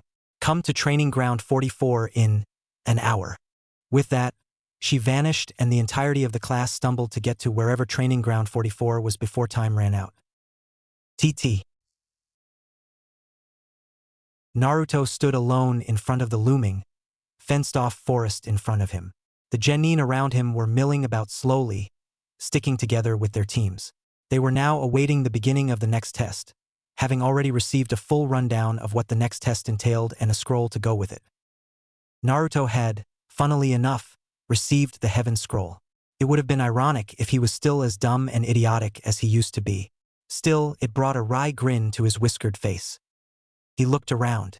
Every team had already hidden their scrolls before even leaving the tent, so nobody knew what scroll anyone else had. That way, nobody would be targeted before the test even began. Well, that wasn't quite true. From where Naruto was, he could see every eye looking at him hungrily. He was the only one taking the test without any teammates, and everyone was looking at him like a piece of meat. They all wanted to take him out, and as fast as possible. If he had the correct scroll for them, which was a 50% chance, then that was just an added bonus. Of course, having an extra scroll as a bargaining chip wouldn't be a bad idea either. Naruto sighed. It seemed that if he wanted to survive, at least without giving too much away, then he had to team up with someone.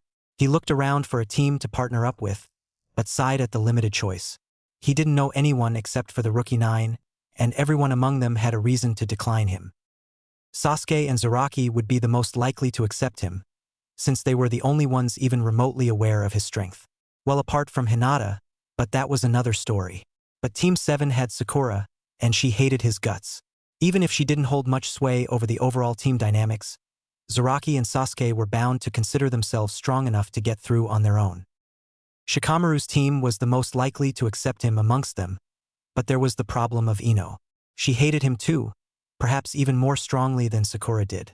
And that wasn't even mentioning the amount of risk he would put his secrets under if he was around Shikamaru for too long. His only choice was Team 8.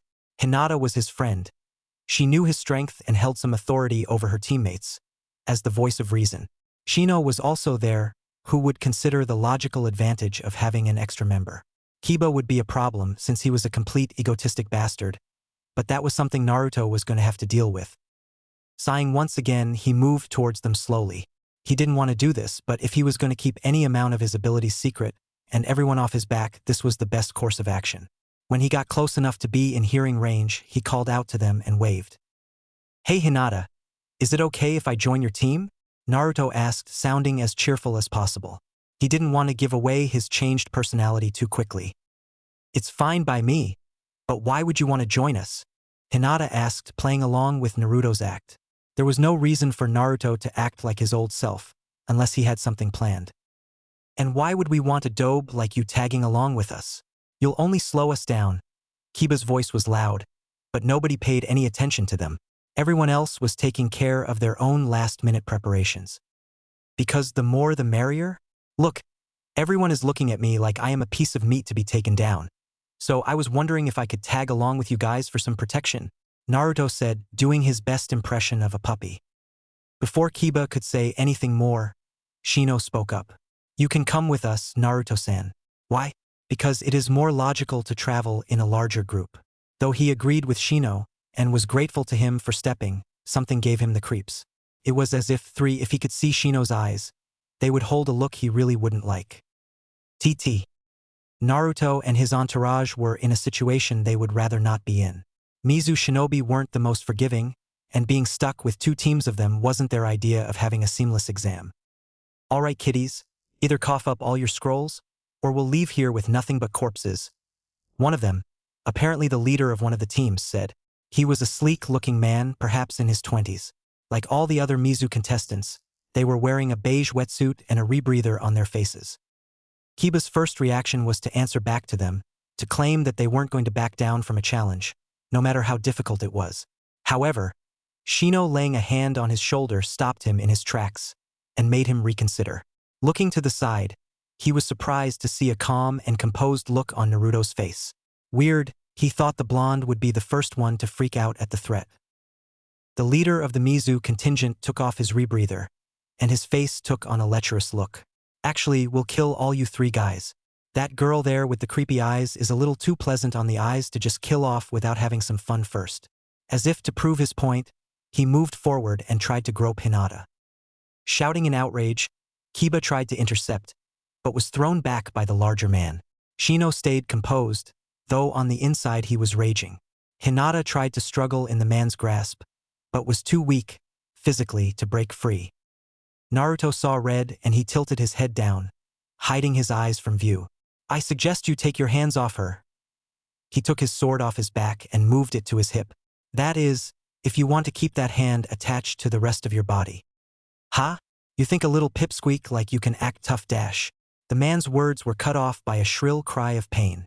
Naruto had chopped his hand off. "I told you, if you valued your hand, you would have taken it off, Hinata." He promptly kicked the Mizu genin back towards his team. One of them, a female by the looks of it, cradled him in her arms. The rest of them stayed quiet, but slipped into their battle positions. "You okay, Hinata?" "Yes, I'm fine," she answered. Her eyes hardened, and her face took on a look of determination. "Can you fight?" Naruto asked. "Yes," was her short reply. "Kiba, Shino, if you don't mind, I would like for you to stand back," Naruto said, standing up straight and facing their enemies. "What do you mean you'd like us to stay out of the fight? No way in hell. You forget. It was our teammate that got groped, you retard." Kiba was on the brink of attacking Naruto, rather than the enemies in front of them. Naruto turned his head and glared at Kiba. You misunderstood. I meant stay the fuck out of the fight if you know what's good for you. Again, Kiba was stopped from attacking by Shino. He hadn't said anything yet, but the bug boy had a good idea as to what was going on. Don't worry, we won't interfere. Why? Because I think you have a personal stake in this fight. Good. At least Shino has some common sense. Naruto then turned towards Hinata.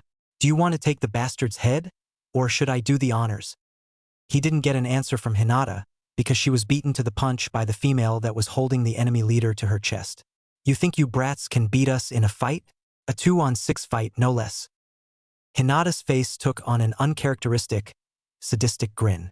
No, this won't be a fight. She sped towards the fallen Genin in a zigzag pattern, and Naruto followed behind her, going in the opposite direction. Their run created a string of connected diamond shapes. This will be an execution, Naruto finished for her, as he lobbed off the head of the girl holding the enemy leader. The sudden increase in their speed at the end of their run surprised the other Genin, and they tried to fall back. Alas, Hinata was already on them.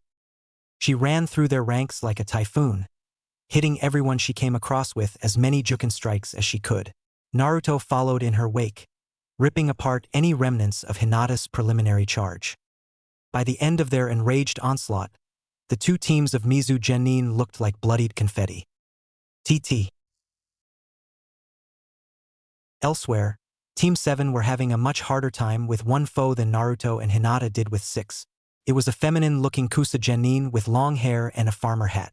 He was currently fighting Sasuke, while Sakura was hiding behind a tree observing the fight and Zaraki was nowhere to be seen. You made a good decision, Sasuke-kun. Often, the way to escape a predator is to offer it a better prey, the man said, as he stood atop a tree branch. Sasuke was standing on another branch a little ways away, holding a heaven scroll in front of him. Just take the scroll, but leave my team and I alone, Sasuke said, throwing the scroll towards the other ninja. The scroll, however, didn't make it to the other side as it was snatched out of the air by a fast-moving blur. You moron, it's obvious you've never lived on the streets. You know what the #1 rule of living on the streets is? If you see a predator bigger than you, don't give it anything it wants, Zaraki said, holding the thrown heaven scroll in his hand. He was standing in between both combatants and a little ways to the right of Sasuke. You idiot! Are you trying to get us all killed? Sasuke shouted in outrage, pointing at Zaraki. Said spiky-haired boy rose an eyebrow at the unusual behavior of the Uchiha, but said nothing about it. Do you know why that is the foremost rule of the streets, Sasuke? Because if you give the predator what it wants without a fight, it'll have the strength to fight for even more. You will lose more than you would have if you hadn't just given up what it wanted, Zaraki said sagely. Sasuke didn't calm down at all. What are you prattling on about, you moron? I ain't the moron you are.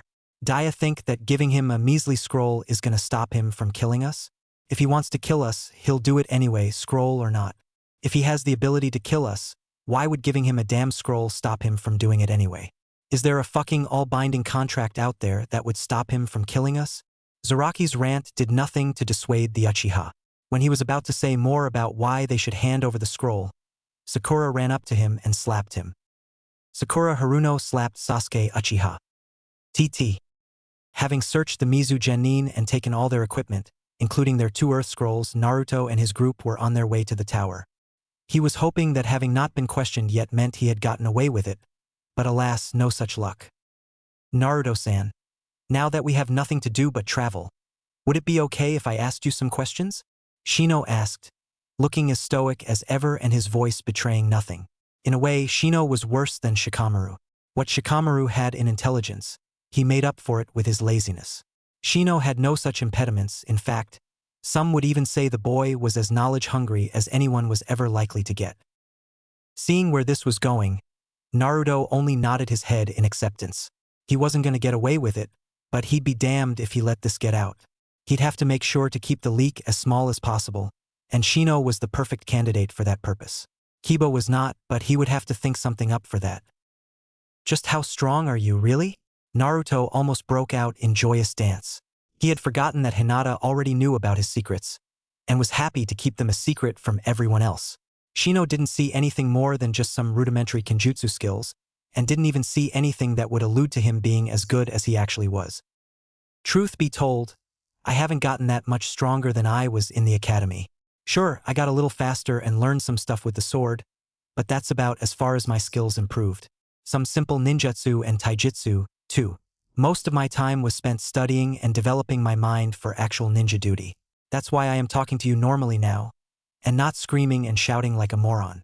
It's also the reason as to why I no longer wear that abominable jumpsuit. Naruto said, his face the perfect picture of stoicism. If his appearance didn't look so starkly different, one could mistake him for an aburame. Shino nodded in acceptance. Ha!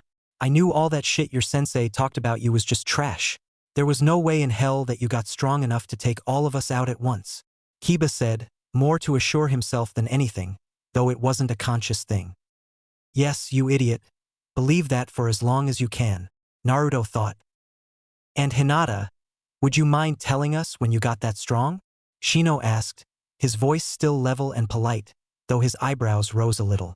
As Hinata knew from past experience, that was equivalent to mild shock in aburame terms. And why wouldn't he be shocked? His own teammate had hidden her strength from them. Well, I have been doing some extra training with Kisame-sensei and Naruto-kun, Hinata said, reverting back to her shy personality.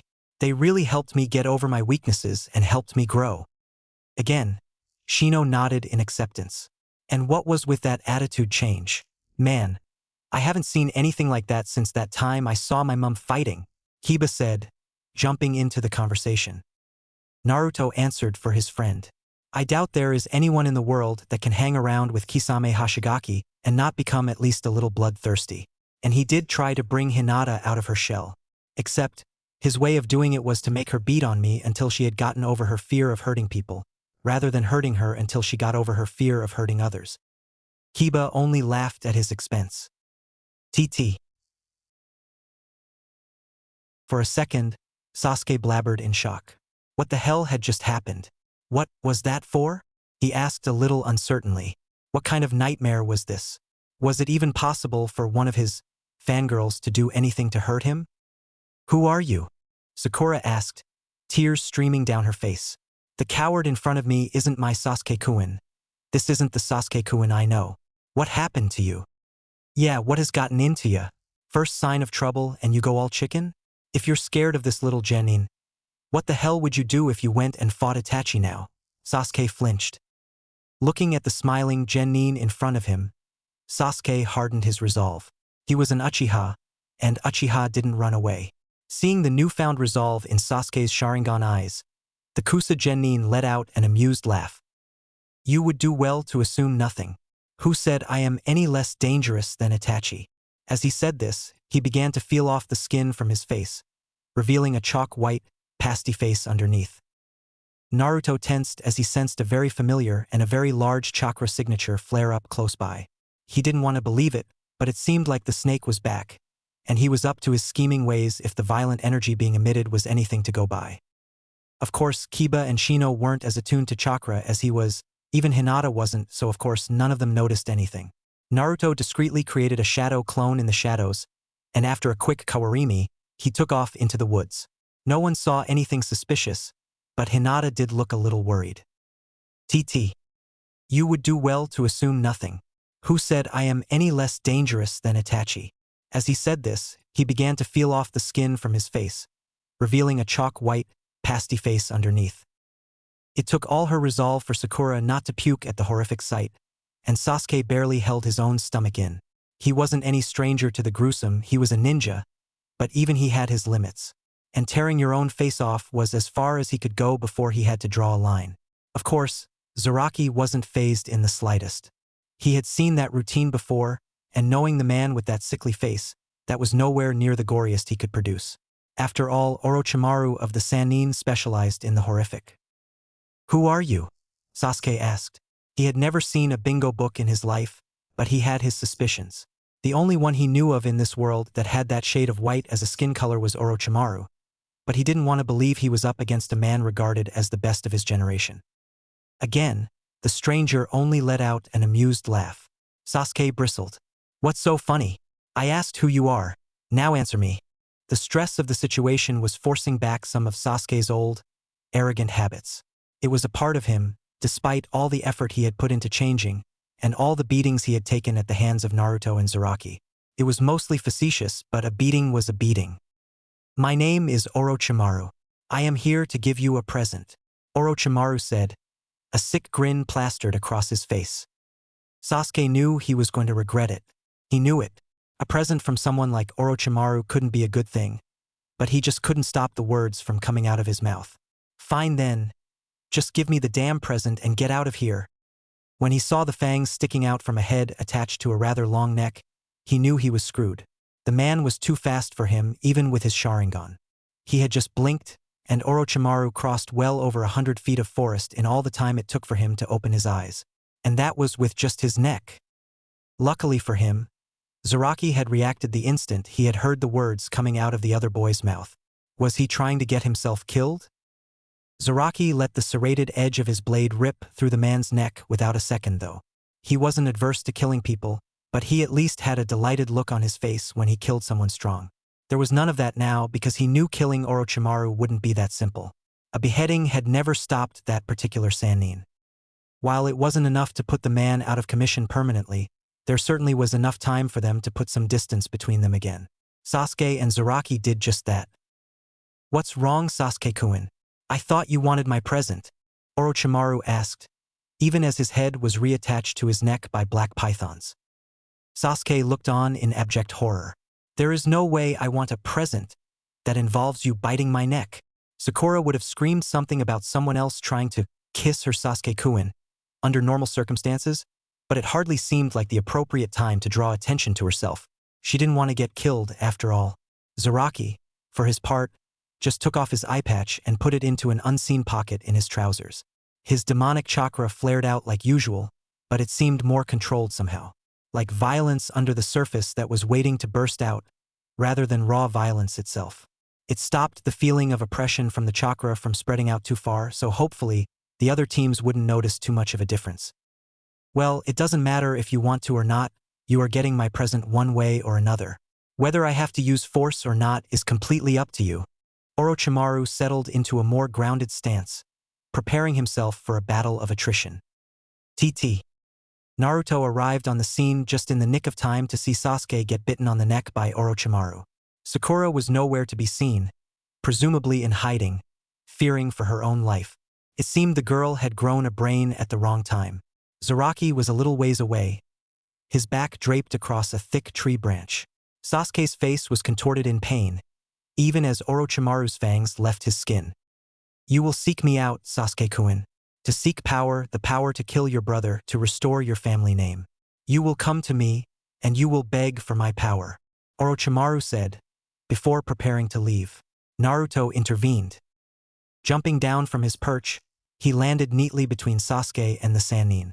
Said Sannin turned his head a little, but made no gesture of acknowledgement. "What have you done to him, you slimy bastard?" Naruto's voice held no fear, despite the caliber of shinobi that he was standing in front of. If he were a weaker man himself, he might have quivered in fear, but he knew that fear had no place in a battle between shinobi. "Me?" Orochimaru's voice sounded innocent, almost innocent. It was sickening to hear such a tone come out of his mouth. "I just gave him a little present. That's all." Naruto's blood boiled. He knew all too well what that would mean. He had heard enough about the sick man's experiments to make a rather educated guess about what he had done. Naruto just hoped that his best friend survived. Well, his only real friend. Zaraki and he were more like brothers in arms than friends. Their relationship was one of pure survival instincts, but that's a story for another time. "Don't screw with me, Orochimaru." Naruto's voice dripped with venom. It would have been obvious to a newborn that he was mad, very mad. What are his chances of survival? If it's anything under 100%, I might decide to kill you. Orochimaru only laughed, before exerting a hefty amount of his ki. Naruto shrugged it off. "Don't overestimate yourself, Genin. You are still a century too young to take on me, let alone kill me." Orochimaru would have said more, if not for the pain that shot up from his torso. Looking down, he confirmed his suspicions. There was a massive hole where his heart was supposed to be. "Don't underestimate me, Sannin. I am not the same Genin as Zaraki and Sasuke." There was a crater near where Naruto was standing before, formed by a set of weights that were thrown down haphazardly. He figured he could collect them later, and a few craters wouldn't cause any problems in a forest. No, you are definitely overestimating yourself, Genin. The voice came from behind him. Looking down, he saw that Orochimaru had dissolved in a pool of mud. Naruto scraped the mud off his hands and turned around to face his adversary. Orochimaru was not thrilled to be fighting Naruto. Outwardly, he was taunting him to make him think the difference in their skill was bigger than it actually was. Orochimaru knew it wasn't working, but he had to try it anyway. Despite his bravado, the ease with which Naruto put a hole through his torso was not lost on him. Naruto sighed. There was no way for him to win, at least not without telling Orochimaru of things that would come to bite him in the ass later or, worse still, sacrificing his life or the ones of those around him. After all, it was only Sasuke that Orochimaru wanted alive. The other two were disposables. How about this? We both have better things to be doing, and you have already fulfilled your purpose. Let's call this a draw and we go our own ways. We meet each other again, and it's open hostilities. Orochimaru sighed too, but his was mental. He couldn't fight Naruto without alerting others of his presence, if he hadn't already. Alright, we will call ceasefire for now. I will find more about you, rest assured, for you are too interesting to leave alone. Naruto only nodded, and made sure the Sannin was far out of the area before relaxing. A quick scan of the area revealed Sakura to be passed out behind a tree. Naruto collected up all the bodies and his weights, put them on and loaded up the bodies on shadow clones and set off towards the middle tower. He also set off a team of shadow clones to collect an earth scroll for Team 7. For the umpteenth time in the day, Naruto heaved a sigh.